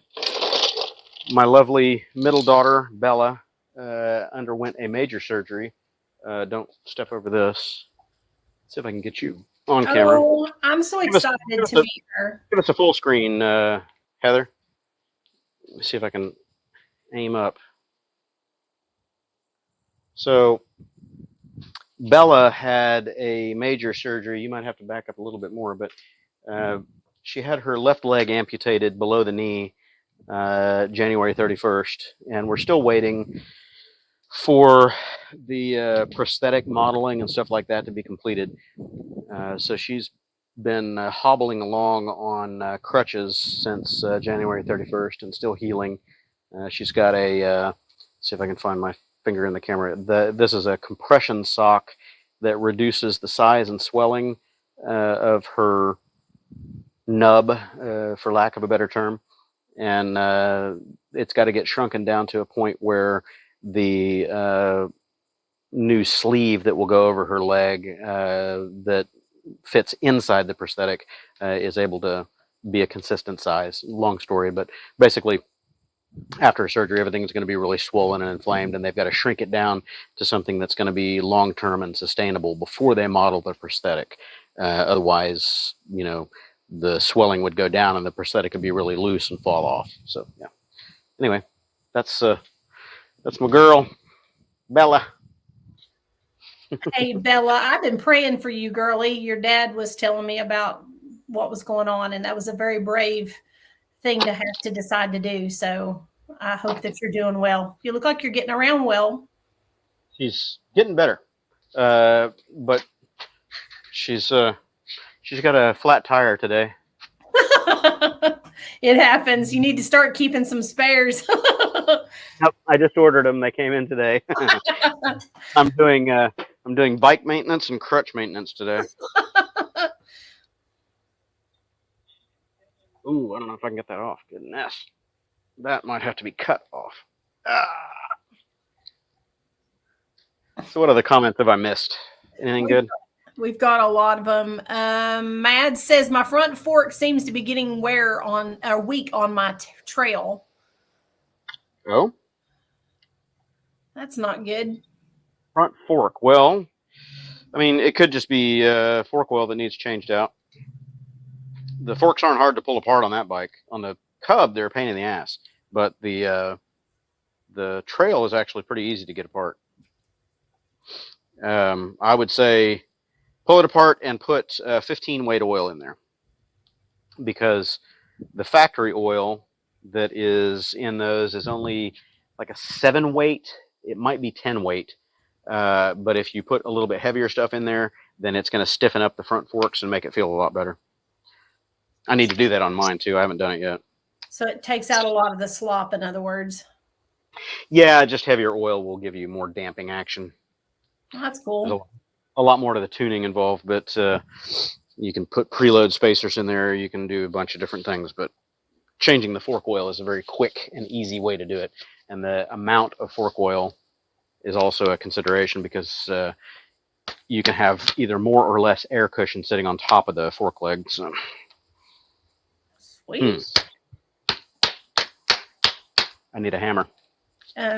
Try hammering it down on the ground itself. There you go. Yeah, that's what I'm trying to do. You're just a little guy. We could set you down on the top. That ought to be enough weight. Way much. I just don't want to wear that thing up my butt. Depository. I started to say you might be able to use a good cleaning out. That'd be the hard way to do it, though. Oh, yeah, I'll take all this apart. Check this out.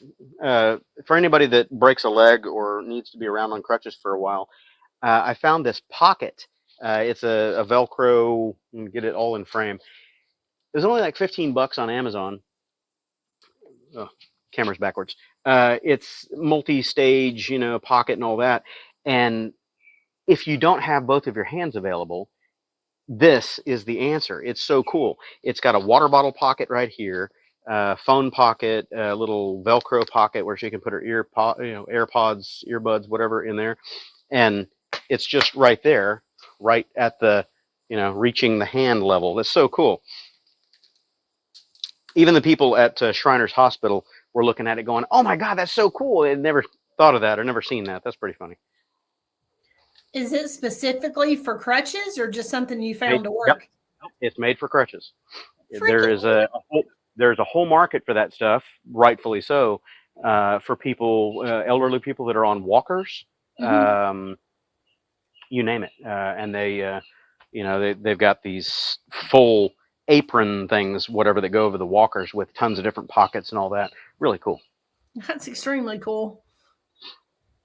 Let's see. Adventure KLR says struts describe them better. Of course, this is from 420 and it's 510 now. So yeah, long ago. Yes, yep. You're correct. Yeah, struts would be a better description. You got that right. Mad's World, if he needs a bike that won't hurt him, all he has to do is tell me and I'll come trade my Silverwing for any one of his other bikes until he feels well enough to trade back. Well, that's nice. Yeah, thanks, Glenn. I don't want to ride anybody else's bike because then, Murphy's Law says it'll break down or I'll damage it or something. So I'll ride mine and take my chances of.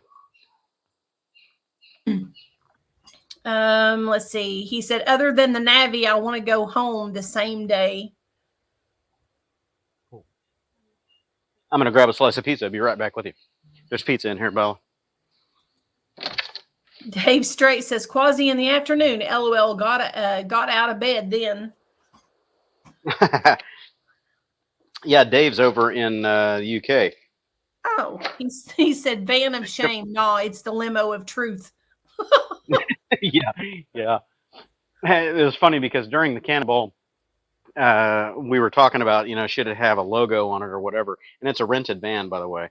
So we can't do anything nasty to it. But I noticed that on day 3, when I was stuck at the airport, at the hotel, waiting for variator parts to show up in the morning.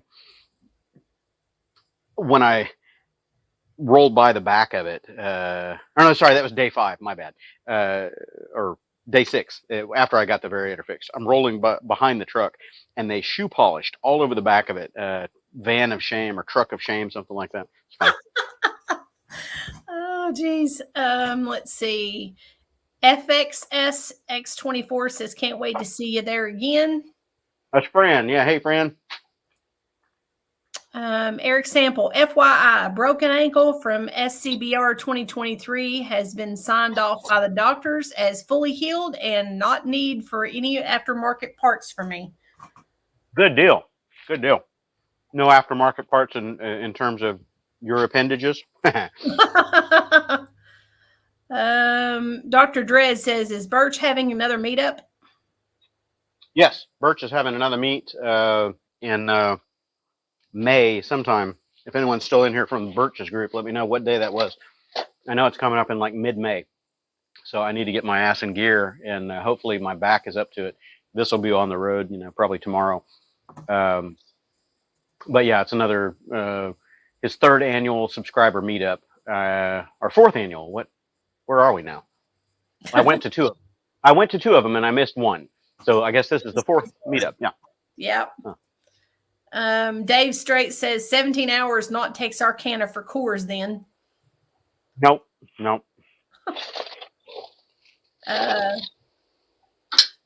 Fran says, I'm out changing the air filter on the 1100 now, getting her ready for Maryland.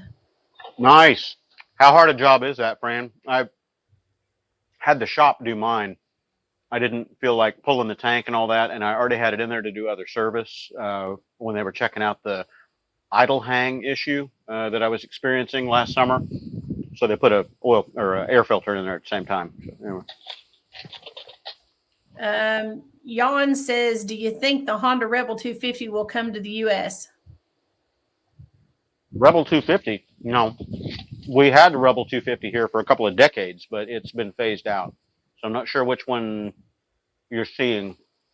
There might be a foreign market version of the small Rebel now. We have the 300, and the 300 has been sold here for quite a while, but we won't see another 250 here.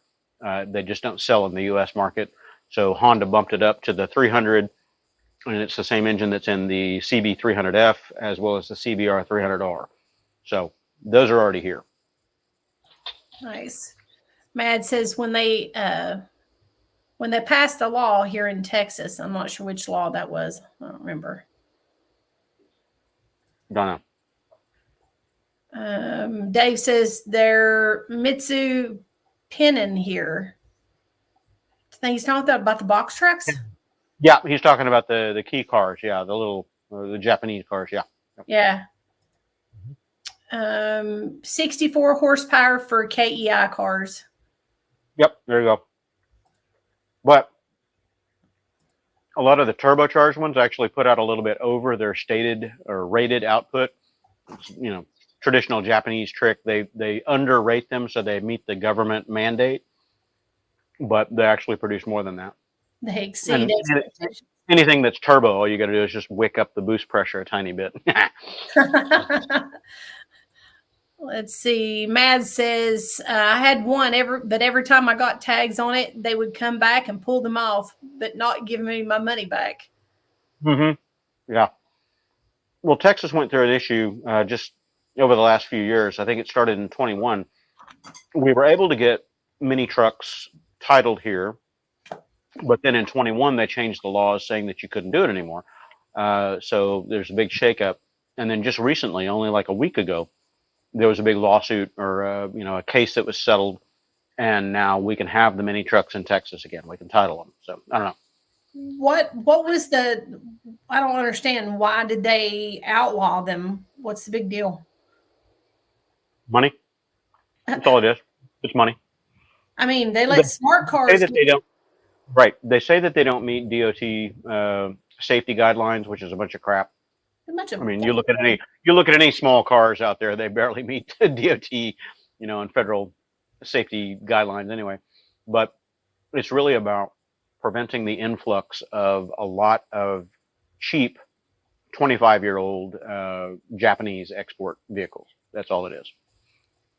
So they can be used for farm use without any kind of restrictions, but getting them road titled has been a real problem here. So that's unbelievable. And the export market's really big. I know in the Toyota community, I mean, we're waiting on those diesels to come on over. We love the right side drive diesel trucks. Give me a break. Yeah, and the diesel ones are even harder to get than gasoline because of import restrictions here in the U.S. Yep, they got to be 25 or older. Yeah, there's a whole conspiracy behind that, but basically we'll never see any high efficiency small diesel vehicles here that exist over in Europe because it screws with road taxes and our net export of diesel. Long story, but it's real. It's no tin hat foil conspiracy. It's real conspiracy. And Dave says POR 15 is great. They tested it by painting a scuba tank with it and left it in the sea for years. That's cool. I didn't know that. Ah, cool. That's very cool. Mads was confirming he lives in Beaumont. And he said 2012. I don't know what 2012 is about. The year of his Silverwing, probably. Oh, okay. So that's the newest or the latest version of the Silverwing that was imported to the U.S. It's 2012.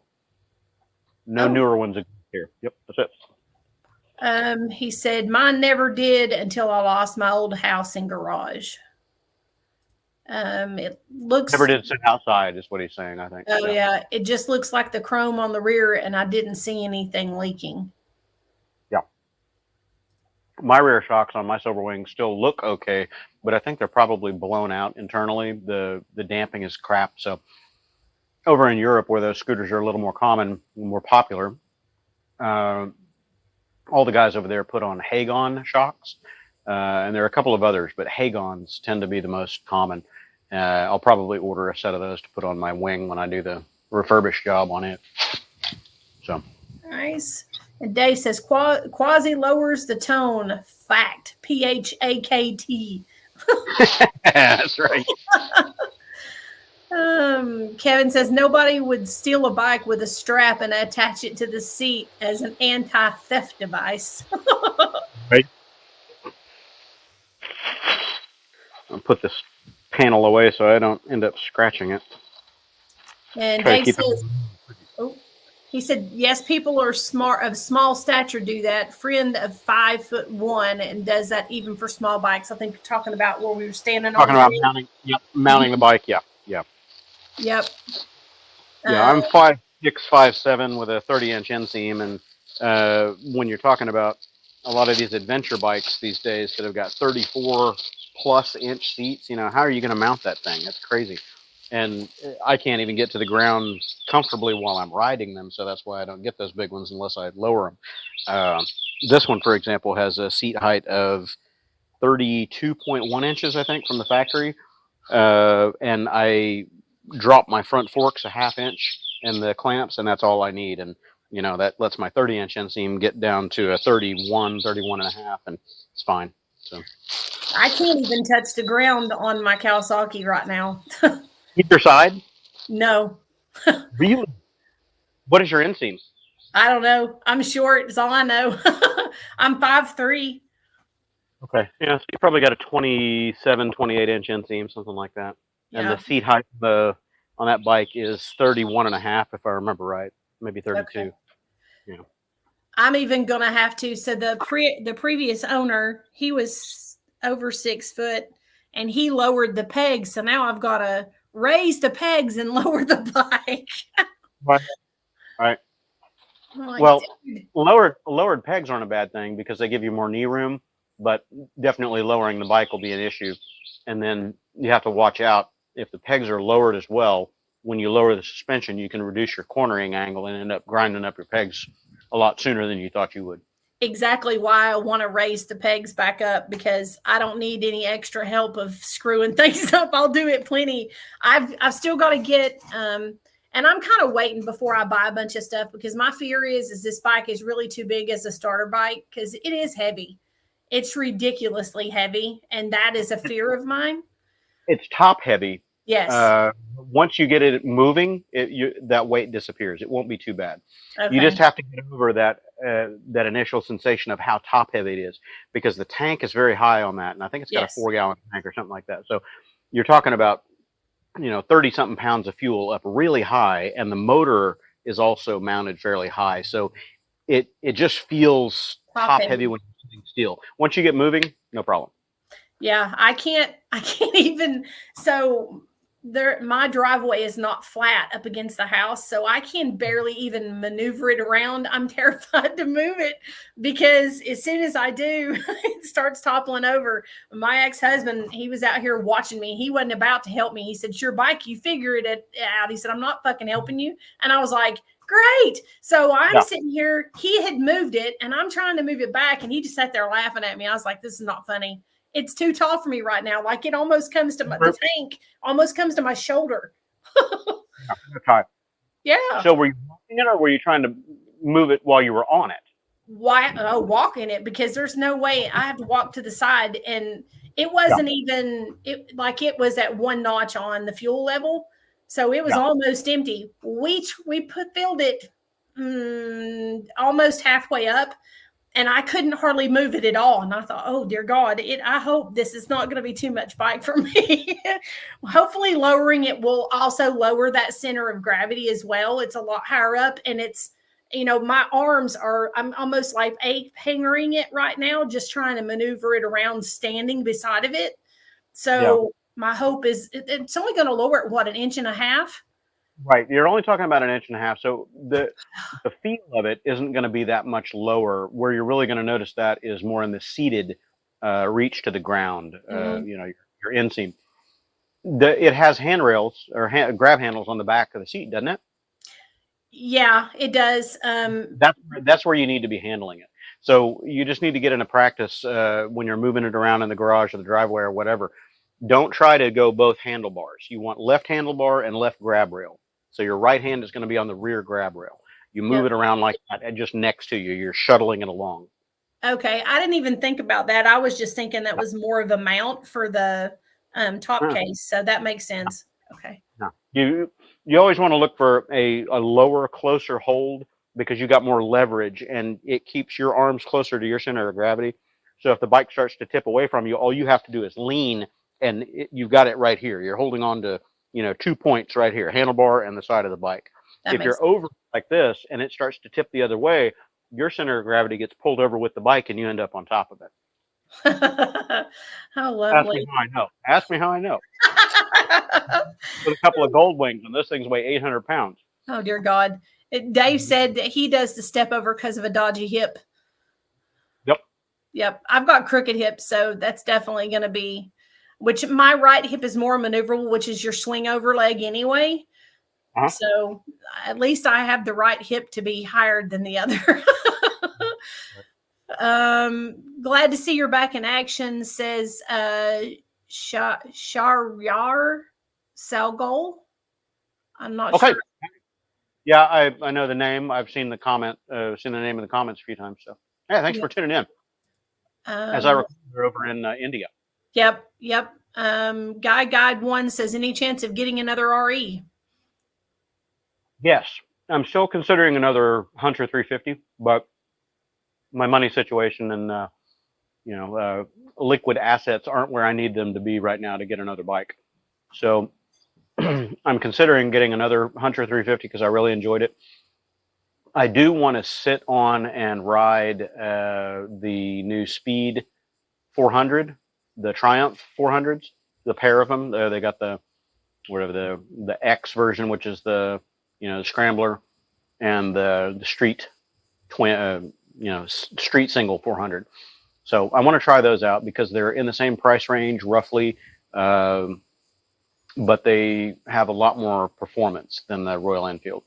So I don't know. We'll see. I was really looking forward to beating the hell out of that Royal Enfield and running it for 30, 40,000 miles and seeing how well it did.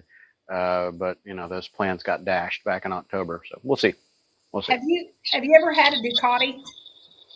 I still have one. You have one? What do you have? Yeah. I'm not going to take you in my shitty garage right now, but I've got a 2013 Ducati Monster 1100 Evo. I've got one or maybe two videos up on YouTube with it. I never really recorded much video with that one because normally when I'm out on that one, I'm riding like an asshole. So just being honest. I got on that thing, and that's my I'm going to go fuck with traffic bike. But it's an 1100 L twin, very lightweight bike. It only weighs 374 or 372 pounds, something like that. Right at 100 horsepower and 75 pound-feet of torque or whatever. So it's more powerful than the Rebel 1100 as far as horsepower output and almost identical torque output. So it's a hoodlum. It wants to stand up and do wheelies all over the place all the time. I haven't ridden it much lately because the battery went flat on it while it was in storage, and I can't get the tank out of it. You have to pull the fuel tank out, and it's this long one-piece fuel tank that comes all the way back to the back of the seat, underneath the seat. And there's one bolt that's stuck in that thing that's is like a brass insert that goes into the plastic to secure it, against the bike. And I'm trying to undo that bolt, and it seized to the brass part and just spinning in the plastic, and it refuses to come out. So until I can get that thing out of there, I can't get to the battery to replace the battery to ride the damn bike. And it's just been sitting, getting dusty in the garage for 2 years, waiting on me. So I don't know. I need to do something with it. One of my good friends that I recently made, we talk probably twice a day. I call him Ducati John. He lives in Kingston, Tennessee. He's all Italian all the time, and his family is Italian as well. And he's talking about the new Monster that's out. Yes, I've seen it. It looks great. Yeah, that's another small bike for me, but I like it. Yeah, well, he's a little bit taller than you are. He keeps trying to decide if he wants to get one. He hates taking his bike to the shop because he wants to get another bike. He's like, I can't get it. And I'm like, geez, man, that thing's beautiful. Yeah, they are gorgeous, and they run like scalded monkeys, but the problem is they're very expensive to maintain. The older ones are much worse than the new ones. The one that I've got is one of the newer head designs, so it's not as maintenance hungry as the old ones used to be. So I want to say it's got 12,000 mile or 14,000 mile valve adjustment intervals, which is good. The older Ducatis, the Dismantling valves, those things needed checking or adjusting every 4,000 or 6,000 miles. Crazy. So this one is not a maintenance whore. It's just very hot. That's the reason that I don't ride it around in Houston much. It's a huge L twin. You got 600 and something cc jug sitting right here between your nuts, or for you it would be whatever. But yeah, right here. And the rear cylinder is literally 2.5 inches from your thighs. And when you come to a stop in Houston traffic and you're sitting at a light or whatever, we can't filter here legally. So you're sitting behind all this traffic and these assholes on their cell phones that are too busy posting something to Instagram or Facebook to realize that the light is green. And oh, great. So you end up sitting behind these people for 3 cycles of the light, which can be 10 minutes in 110 plus degree air and 190 degrees between your balls. So it's breaking your legs and cooking your nuts while you're sitting still. So you got, al dente groin waiting to get through the stupid lights. So that's why I don't ride it in Houston traffic. It's just too hot. Crazy. Out on the rural roads, I take it out west of Katy and just carve it up, and I don't record those sessions because I want to get out there and have fun, and I don't want to listen to people going, "Oh, you're on the wrong side of the road," or "Oh, you're going too fast." And yes, I know. That's why I'm doing it. That's why I'm on this bike. Somewhere in Mexico. No incriminating evidence. Plausible deniability. This did not happen. Yep. Nope. Not at all. Let's see. Fernando says, keep a cooler in the truck. Mm-hmm. Oh, yeah. Kia Mealy says, what's up, Quasi? Travis just said Travis just bought him a Rhodes sofa. She's 20. She said 2924, but I think she means 2024 Street Glide. Now I'm selling the ADV 150 to get a Rebel 1100 T DCT. Wow. All right. It changes. Pardon me while I shove pepperoni pizza in my face here. They started out on mini motos. She and Travis had Monkey and Cub, I think, or what did they have? It wasn't a Cub. I think they had a Trail 125. That was it. So they had Monkeys and Trail 125s and stuff like that. So they're up in their game. But don't lose the small bore life. Just stay with the small bore. You can find room in the garage for an extra bike. Trust me. She says she's selling the ADV 150 to buy the Rebel 1100 DC. Probably not the Trail 125 though. Hopefully, we'll find out. Dave says Red Bull equals barf. Oh yeah. Total sidebar here. Derail. Chemicals that are used in Red Bull and Monster and a lot of those energy drinks. If you guys haven't seen what that's made of, go do a little research. Just a quick YouTube search will give it to you. They use the sorry. That's all right. They use the sludge off the top of human waste refining processes. The foamy sludge off of the shit water. They dry that out, powder it, and sell it to these energy drink companies. I'm not making this up. This is real. Fuck? Don't drink that shit. Don't drink it. It's awful. Oh, man. The folic acid and the other stuff in there is derived from human waste. Nasty. You just ruined Jaeger bombs for me. Thanks, man. I really appreciate you. There you go. What the hell? Thank me later. Yeah. Oh, God. Mahad says Aaron runs a Navi in Houston so he can run a 350 easy. Yeah. I'm used to picking my battles and, the dealing with the stresses of traffic. But people that are not accustomed to being bullied on a smaller bike, you gotta take that into consideration because a lot of people are not ready for Houston traffic in particular. How aggressive the drivers are here, and it's not like a lot of other cities where the drivers are just aggressive. They really are out to get you here. And my accident back in October is case in point.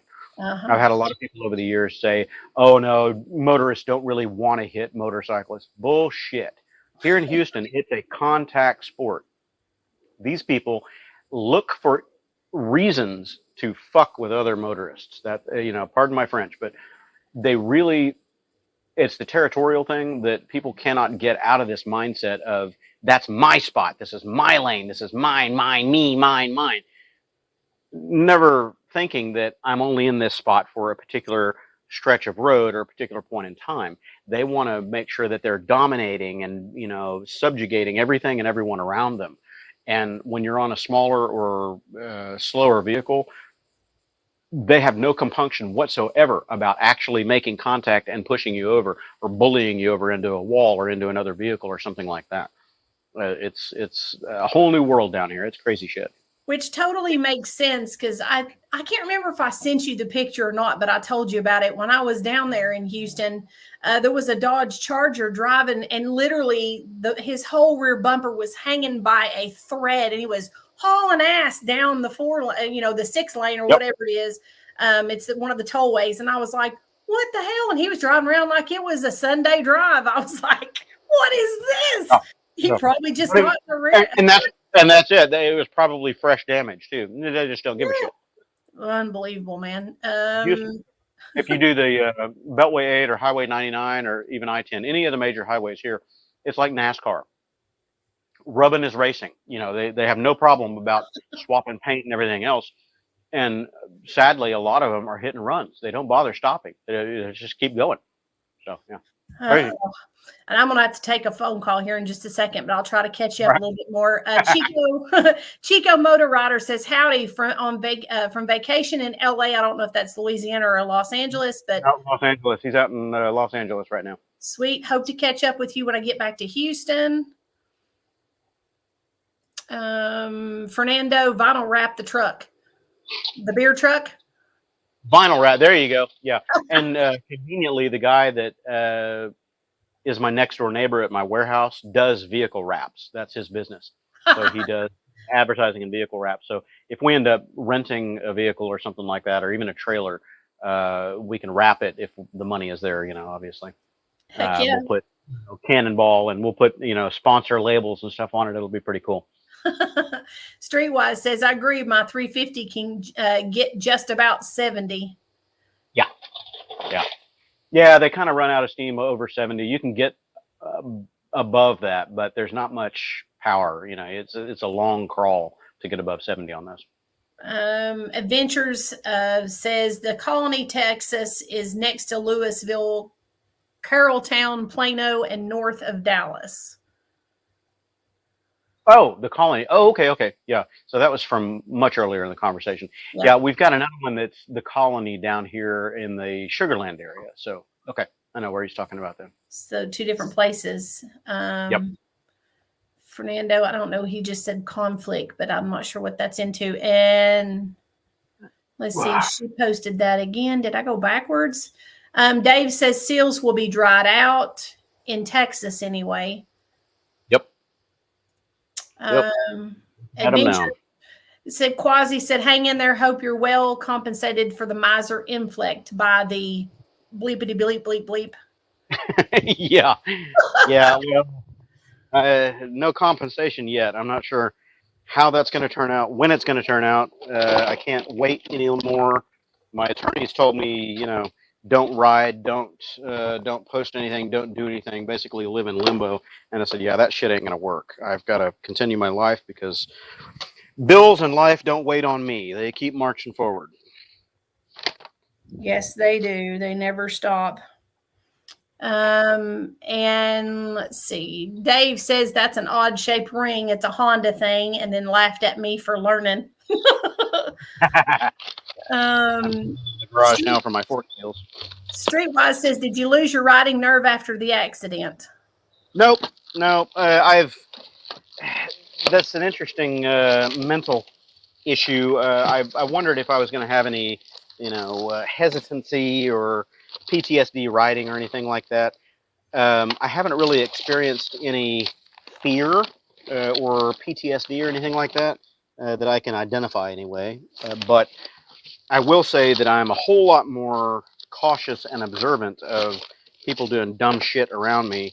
And I'm a little bit more proactive than I was about hitting the horn and evading before they do their stupid stuff. So unfortunately, in the accident that I had, this guy hit me at, plus 25, plus 30 from my blind spot left rear. There's nothing I could do to defend against that. And he was intent on running me down, and I didn't have any visual indication that was coming. But yeah, now I'm a little bit more head on a swivel, Absolutely. And Diamonds and Rust, I said, you remember the bolt in the bottom of the fork leg? ? No, I'm not going to pull it all the way apart. I don't want to pull the damper rod out.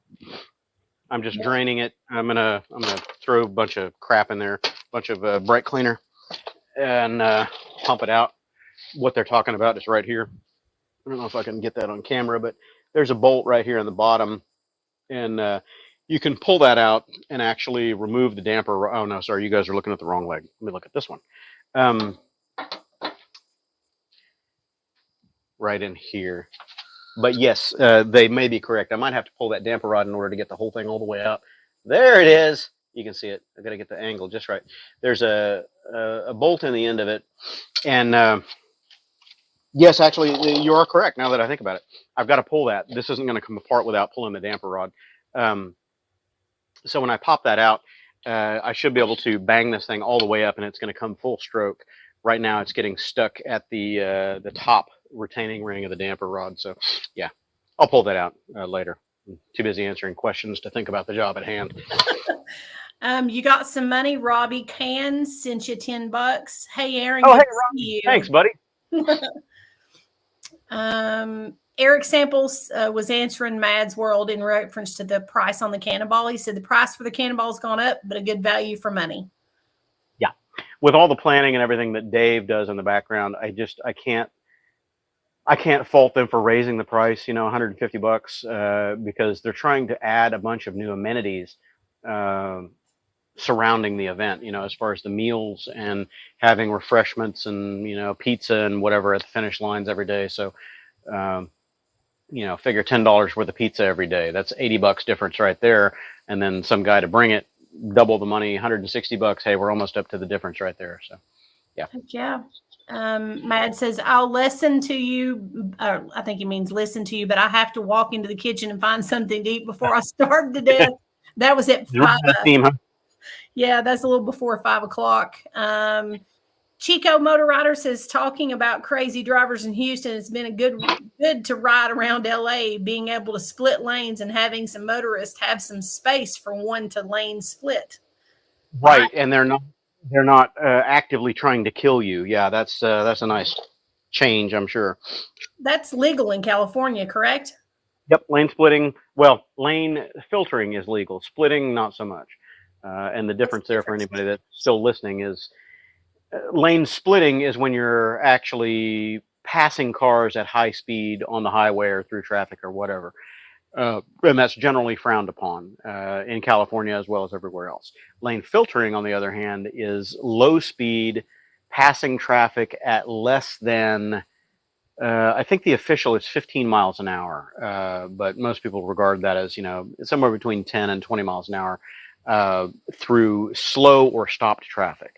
So traffic doesn't need to be 100% stopped, but it needs to be moving slowly enough that you're queuing up to a light or something like that. That's filtering. So you're gently making your way through, not tearing ass between lanes of traffic at 50, 60 miles an hour overtake speeds. That's stupid. That's going to get you killed. Dave gave you mini quasi waves. Cool. Mad says when she gets her new legs, she'll be able to ride bikes herself. Potentially. And that's an interesting, totally side discussion. If I can find my ratchet here. Oh, shit, wrong one. Hang on. Let me get my other ratchet so I can work and talk. She has never learned to ride a bicycle because of her leg length discrepancy. So basically, we never discussed it here, and she won't mind. I've asked her if I could talk about this, and she said it's okay. Her left femur is about 35% shorter than her right femur, and that affected the growth plate of the leg. So even her lower leg, the shin, the foot, everything else grew at a much reduced rate. So when she was a baby, 35%, whatever, 33%, I think it is, wasn't that much. It was, half an inch or an inch or something like that. But over time, as she grew and got taller, that discrepancy is more and more and more and more. So up to the point of her surgery in January, she had about 9.5 inch length discrepancy between her right and left leg. More importantly, the knee was much higher because the femur is shorter. So most of that discrepancy was in the distance between her hip to the knee joint. So that didn't allow her to ride bicycles or anything like other kids because her leg didn't move up and down at the same rate as the other one. So she wasn't able to run the pedals or the crank on a bicycle. So she's never learned how to ride a bicycle per se. Now, I did get her a couple of electric scooters, and she learned to balance and ride those, but not pedaling or ambulating the bike. So a little different. So, but she may end up riding motorcycles or scooters or something else if that suits her fancy. We'll find out. Heck yeah, because now she'll have the possibility of having, the equality once she learns her new limb, Right. or extension of that. That's kind of exciting. I mean, Yeah. So a lot of things could change for her in this. So Yeah, we're hoping that she finds new mobility and ways to get around that she hasn't been able to enjoy before. So we'll see. And being metric on her legs will be able to let her walk more evenly too, and that's the big deal. Absolutely. And Kevin was talking to her. We were so far behind. He was talking about helping with prosthetic companies. Oh yes, yeah.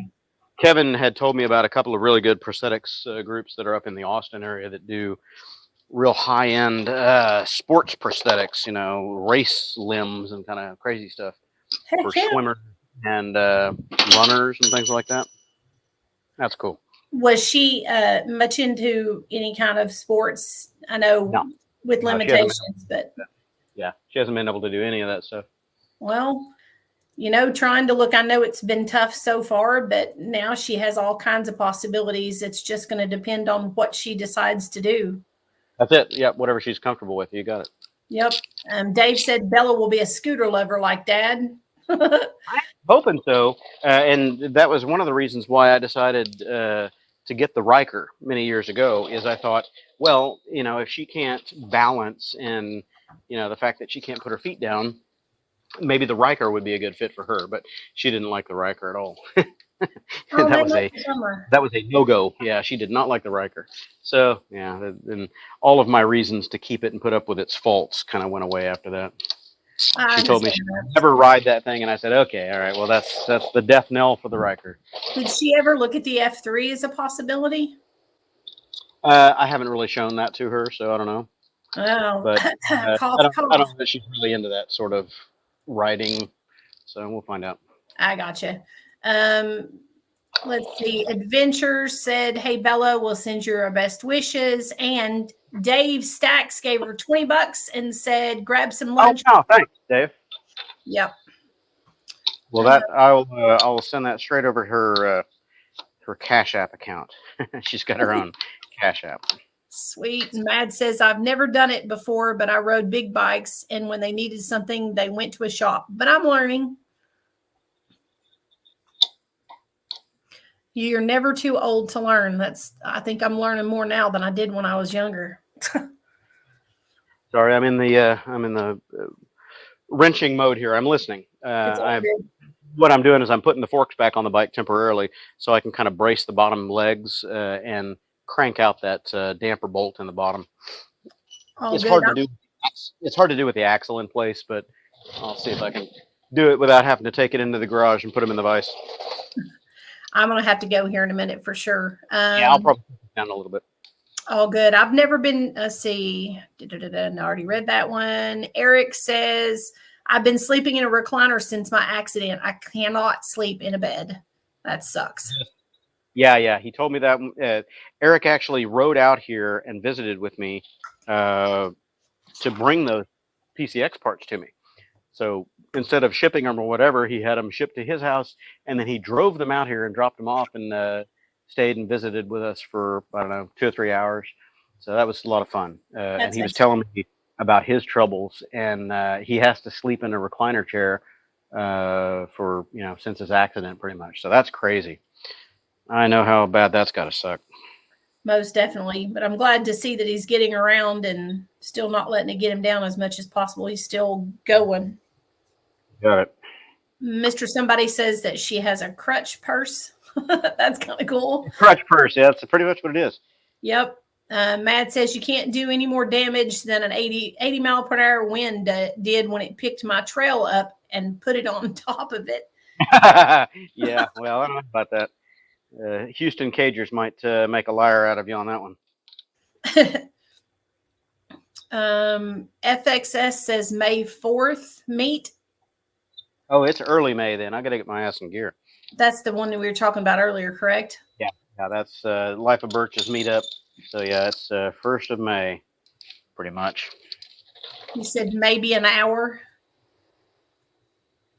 We're not sure what he's talking about there, but yeah. On the Rebel says late to the party. Hey Quasi, and this was at 5:15. We're now at 5:15. Hey, that's Gus. Yeah, sorry, so late, Gus. Dave says I booked a flight for Boston and wanted to get the bus from where the Airbnb was to the city, and they go every hour and a half. Is that normal up there? Every hour and a half? No, Airbnb. Who was that again? Dave. Isn't that the one from UK? Dave Strait? Yeah. Yeah, I don't know if he's talking about going to the Life of Birch or what he's talking to, but yeah, Airbnb and in we Boston. don't have. Oh, Boston. Yeah, we don't have good public transport down here. I don't know what the transport is like up in Boston. Boston, where you park the car in the garage. Boston, Mass. Let's see. FXS says 250 was early 80s till 2016 ? It can stay in the past. I think it's talking about the Honda 250. Is that what he's talking about? Yeah. Mad says, when did they pass the law for mini trucks being legal? And you said just a couple of weeks ago? Yes. Yeah, just a couple of weeks ago. It's been all over YouTube, so you might be able to find the videos on that.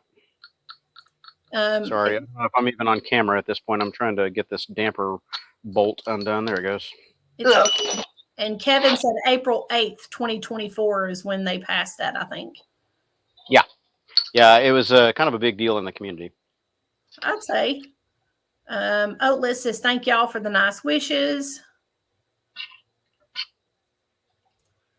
Dave says, quite a lot of the mini trucks, as you can call them, are over 30 years old, which USA changed that law that you can now bring all that stuff in. Correct. You can bring them in, but you couldn't title them here in Texas legally for a portion of time. They can be brought in and used as off-road or farm vehicles, but you couldn't use them on public roadways. And that was the big fight with everybody. So, yeah, back to whoever reminded me about the damper rod. I would have figured that out off camera, but thanks for the reminder. Damper rod, and now the fork stanchion is coming up a lot higher, and now it should just be a matter of banging it out and not getting fork oil all over my legs like I just did. Yeah, that's the sound I was waiting for. There's a return spring in there that prevents topping out, and that's what I was banging against earlier. That's a very sharp metal sound. That's the bushing hitting the bottom of the seal. So I should be able to bang this thing out now. Sweet. We'll find out. We'll find out. Yeah, it's lifting. Dave says, Heather, put a YSR 50 gag bike and put a CBR 250 motor in it. Yeah, there you go. Oh, you got it apart. Yeah, it came out. I would have remembered that off camera when I was trying to figure out what I had done wrong, but yeah, that's it. So what I want to do here is get the seal off of there and show everybody what the fork seal looks like before I put a fresh one on there, clean this off, and then I got to scrub down the fork leg. That rust right there will destroy these fork seals in no time at all. So that is the old fork seal, and it was still working well. It's getting a little old and crusty, but it's getting all right. You know, it's doing its job. So anyway, I've got a fresh set of seals and wipes and everything over here. It definitely had some oxidization on it. Yeah, and that's water that gets stuck in there underneath the dust cap over time, and it just, it leaves kind of a aluminum oxidation because the inside of the fork lower is aluminum, so you get that corrosion in there. But the big deal is when this seal dies and starts cracking and getting all weathered like this, it lets more water and more dirt in past it. So then all that stuff is getting stuck between these two, and that's what wears the wipes out inside the seal right here. Oops, camera is this way. Yeah, so anyway, cool. And then here's the baggie with the new seals. and the baggie with the new wipes. So are those rubber based? Yeah, they're rubber. Okay. Are they a softer rubber, or are they fairly more on the stiffer side, I guess? They're very stiff in their outer diameter, and they've got metal reinforcement inside the rubber and all that. But the wipes themselves that run up against the fork stanchion are very soft, very supple.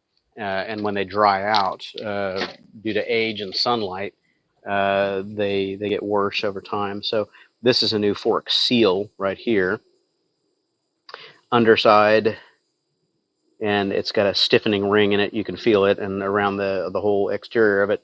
And then this is the side that's facing the top of the fork that wipes up against the chrome, the stanchion itself. And then here is a new, not dust and dead sun-baked dust seal. So yeah, that's that. So I'll finish cleaning out these fork legs later and fill them up with Bel-Ray 15W, 15 weight synthetic. Sweet. Oh, and I think I just moved. Let's see. Dr. Dredd says Triumph Speed 400 is a gorgeous bike.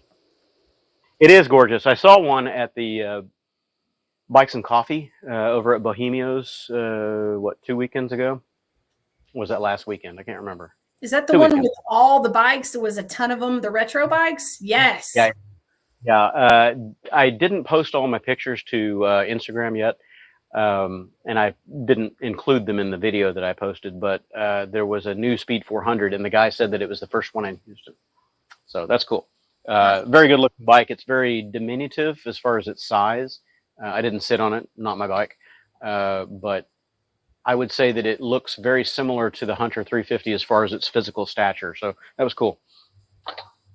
That was a really cool show. I've been trying to catch up with you this time, and I'm like, oh, I'm actually watching current stuff for a change.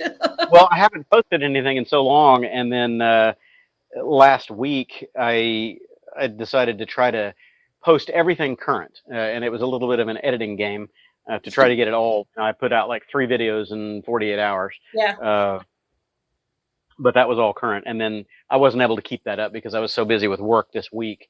I had a couple of ride vlogs that I wanted to post that day, the day of the ride, but as I got busy. So. Matt says I have to go check on the water. If you're still on, I'll be back. And that was at 5:30.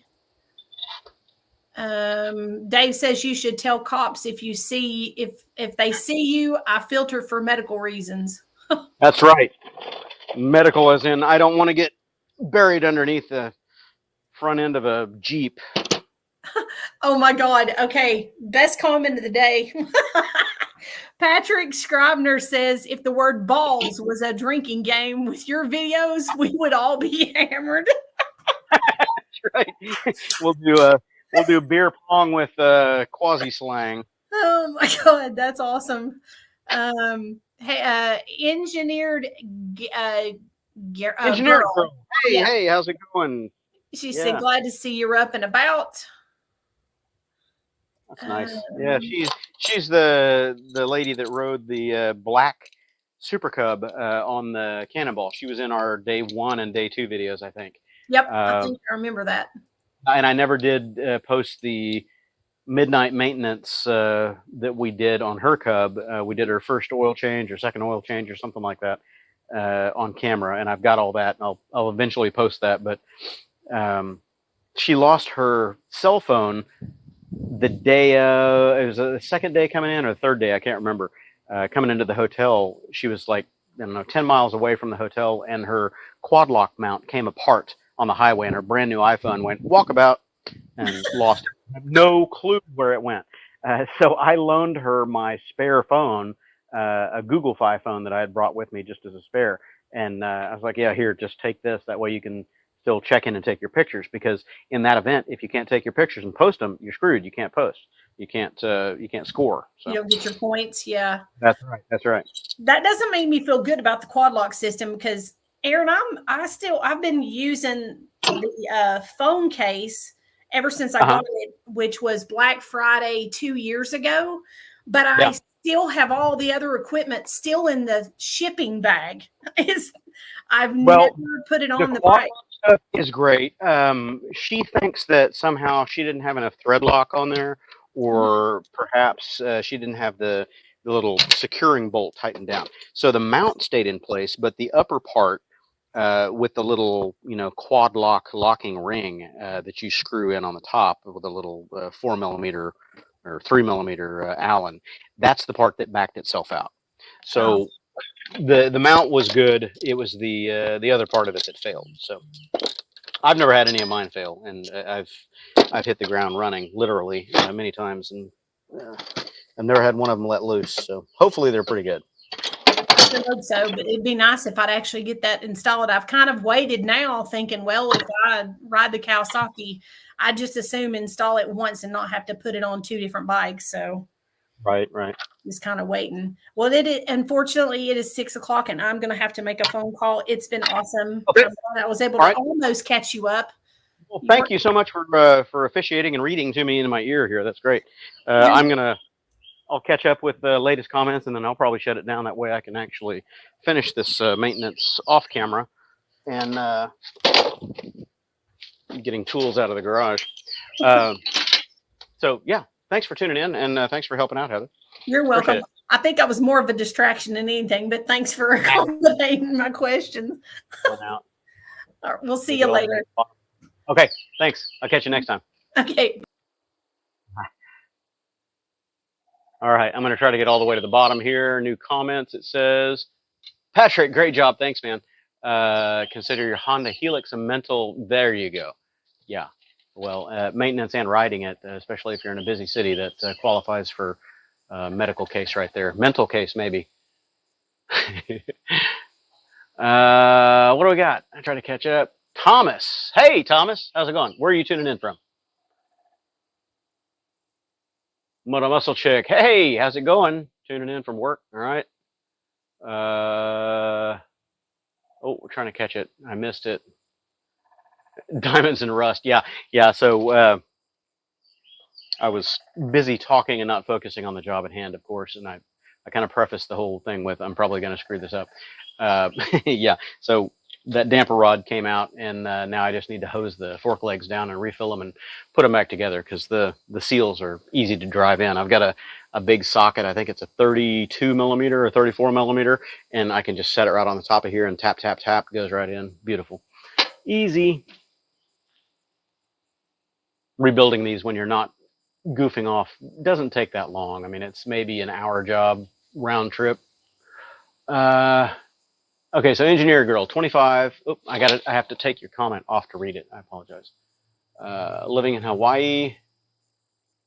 Okay, so let's see. Join late talking about Cannonball combined service truck. Okay, yes. So I will definitely let you know. We'll communicate that well in advance. What we're thinking is Adrian, the guy that rode with me in the 21 Cannonball, he is going to pilot whatever vehicle it is. We don't know if it's going to be a truck, a van, a truck with a trailer. We have no idea. But he wants to drive it and participate in that capacity. And he'll be hauling the spares and the camping gear and all the heavy stuff that we don't want to keep on the bikes. And as far as parts, anybody that's got parts will be able to send them to us. We'll load them up. We'll give you pictures, proof of life, whatever it is, to really be sure that they are on the truck, and you've got that mechanical backup plan there. And we'll have a gas-powered generator, a propane-powered generator, whatever, for tools and charging and whatever it takes.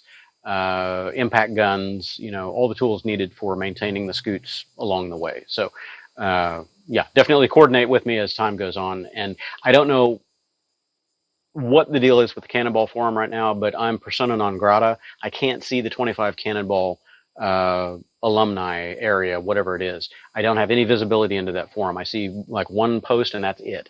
And I reached out to Dave, and he said he doesn't know what's going on because it's got my email address and all that. So basically, if there's an interesting thread in the 25 forum that you're able to see that you want me to be involved in, tag me on it, and then it sends me an email, and I can click the link, and I can see the posts from there, and I can participate in that thread, but I can't browse the list of threads. I have no idea what's going on.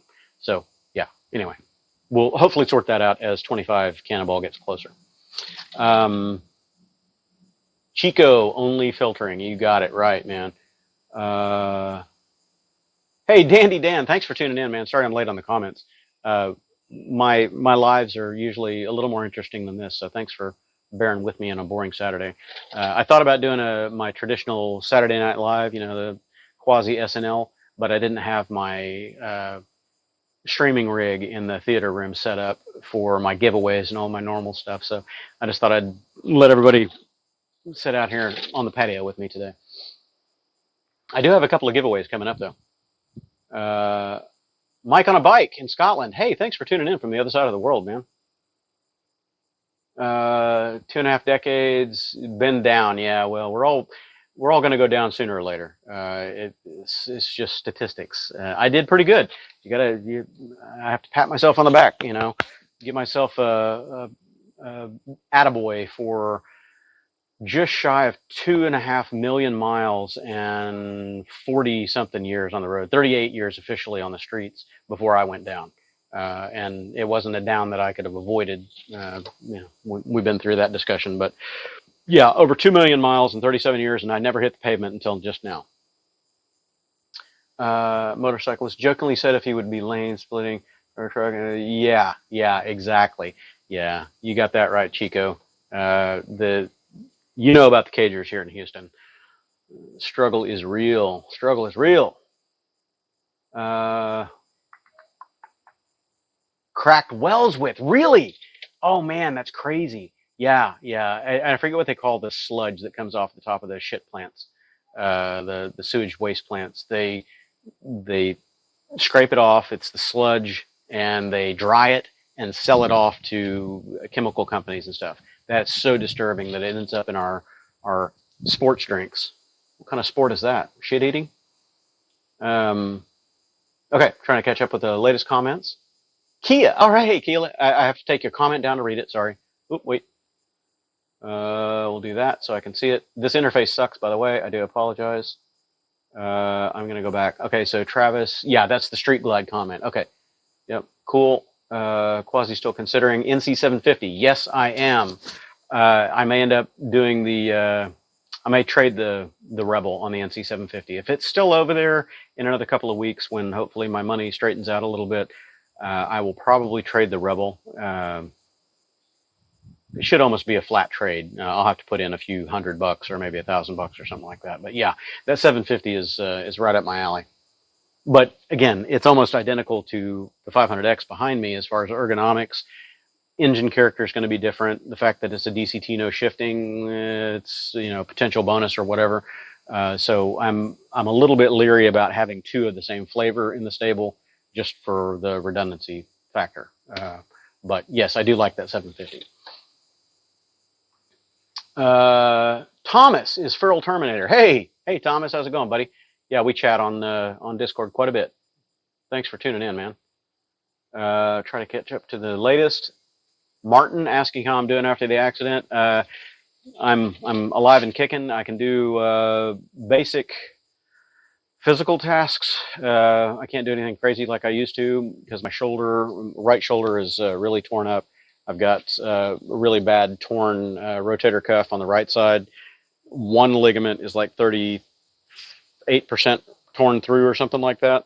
And there's some nerve issues there. And then my left shoulder rotator cuff, I've got two torn ligaments, 20% and 26%, something like that. I don't remember, based on MRI results. So anyway, I can ride short distances, but the ergonomics are fairly important right now because of the pressure on my lower back and my, the neck, cervical area. My hands are going completely to sleep. I can't feel anything.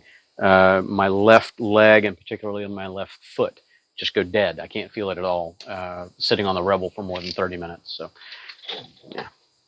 Life, getting older and a down after, a certain age, we don't heal fast. So, yeah, it's definitely a life-changing event.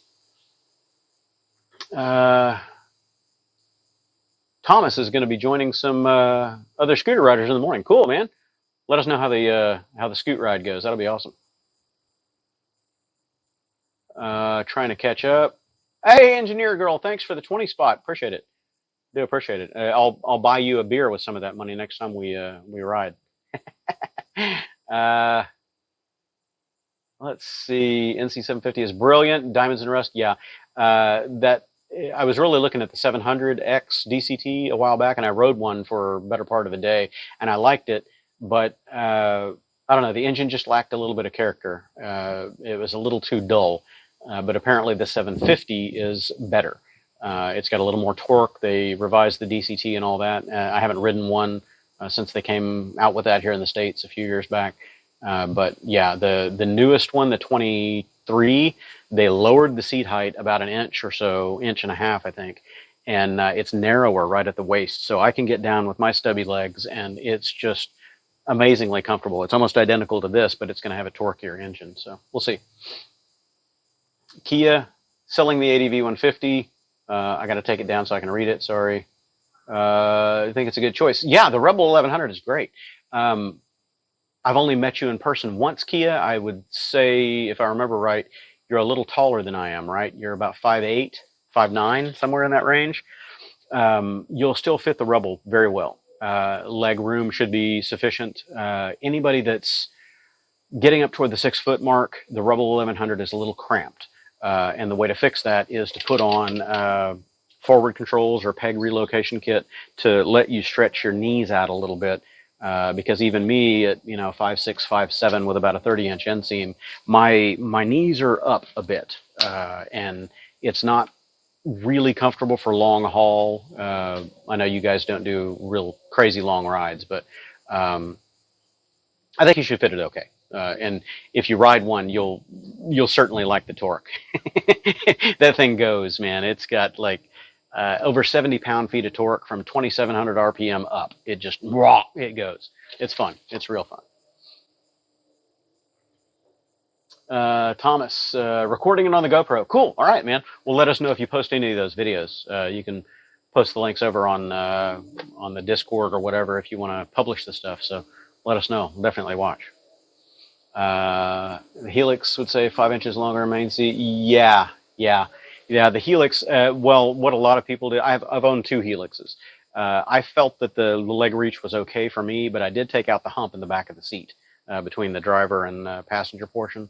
So you might want to think about redoing the seat, and that'll let you stretch back just a little bit further.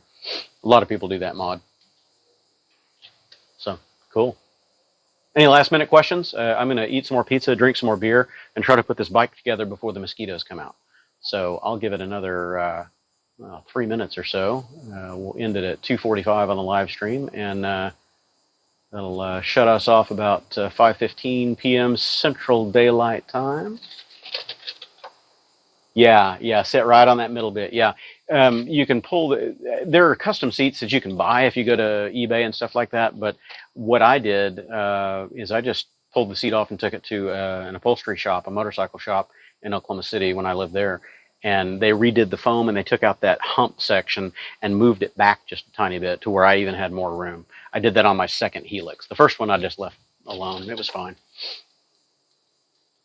Swimmer Dog. Hey, thanks, man. I think I'm gonna finish putting this bike back together to where at least it's on its own legs, and I'm gonna roll it out of the way, and I'm gonna hang my my hammock under the gazebo and sleep outside tonight.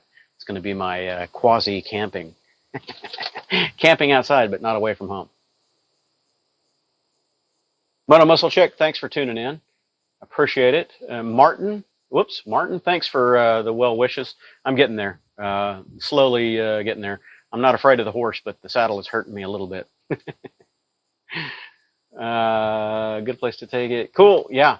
Look around for a local upholstery shop. Anybody that does motorcycle seats should be able to carve out the foam and fix the hump for you. And you might ask them to actually put in dual composition foam or even memory foam on the top layer. Huge upgrade. ADV 160, Dandy Dan. Yes, I haven't ridden the 160 yet, but I've ridden plenty of the 150s, and they're great. The handling is really good. The wide bars and decent suspension and pretty chunky tires makes them very fun scoot to ride around. I enjoy it. I might actually get one of the 160s for my stable. We'll see. Yeah, Glenn. Oh, wait, I just hit the wrong button. Yeah, Glenn, I'm just about to sign off. I could leave it running, but I won't be attending comments because I need to get the bike put back together. Fran, can't wait to see me. Hey, man, likewise, Fran. I hope to make it up there in one piece and potentially on the rubble, but I'm not sure about that. I don't know if my back and shoulders are going to take the abuse of the rubble for a 1,600-mile stint. We'll find out. And Thomas gifted a membership to somebody. Thanks for that. That's cool. I haven't had anybody do that yet. That's pretty neat. I don't know how that works out. I know that it allows somebody to get a gift membership, so that's pretty cool. Kia, thanks. Tell Travis I said howdy. Miss you guys. It was so great meeting you when I was up there at the Barber Small Bore. Maybe I can get up there in that neighborhood and see you guys again one of these days soon. I'll be rolling kind of through that general area, but probably be hauling ass to Maryland and back. So we'll see how it goes. All right. Thanks for the 5 spot. I appreciate that. I'm going to sign off now and try to get my bike together before the mosquitoes drain me of my blood laden with Dos Equis. Have a good night, all.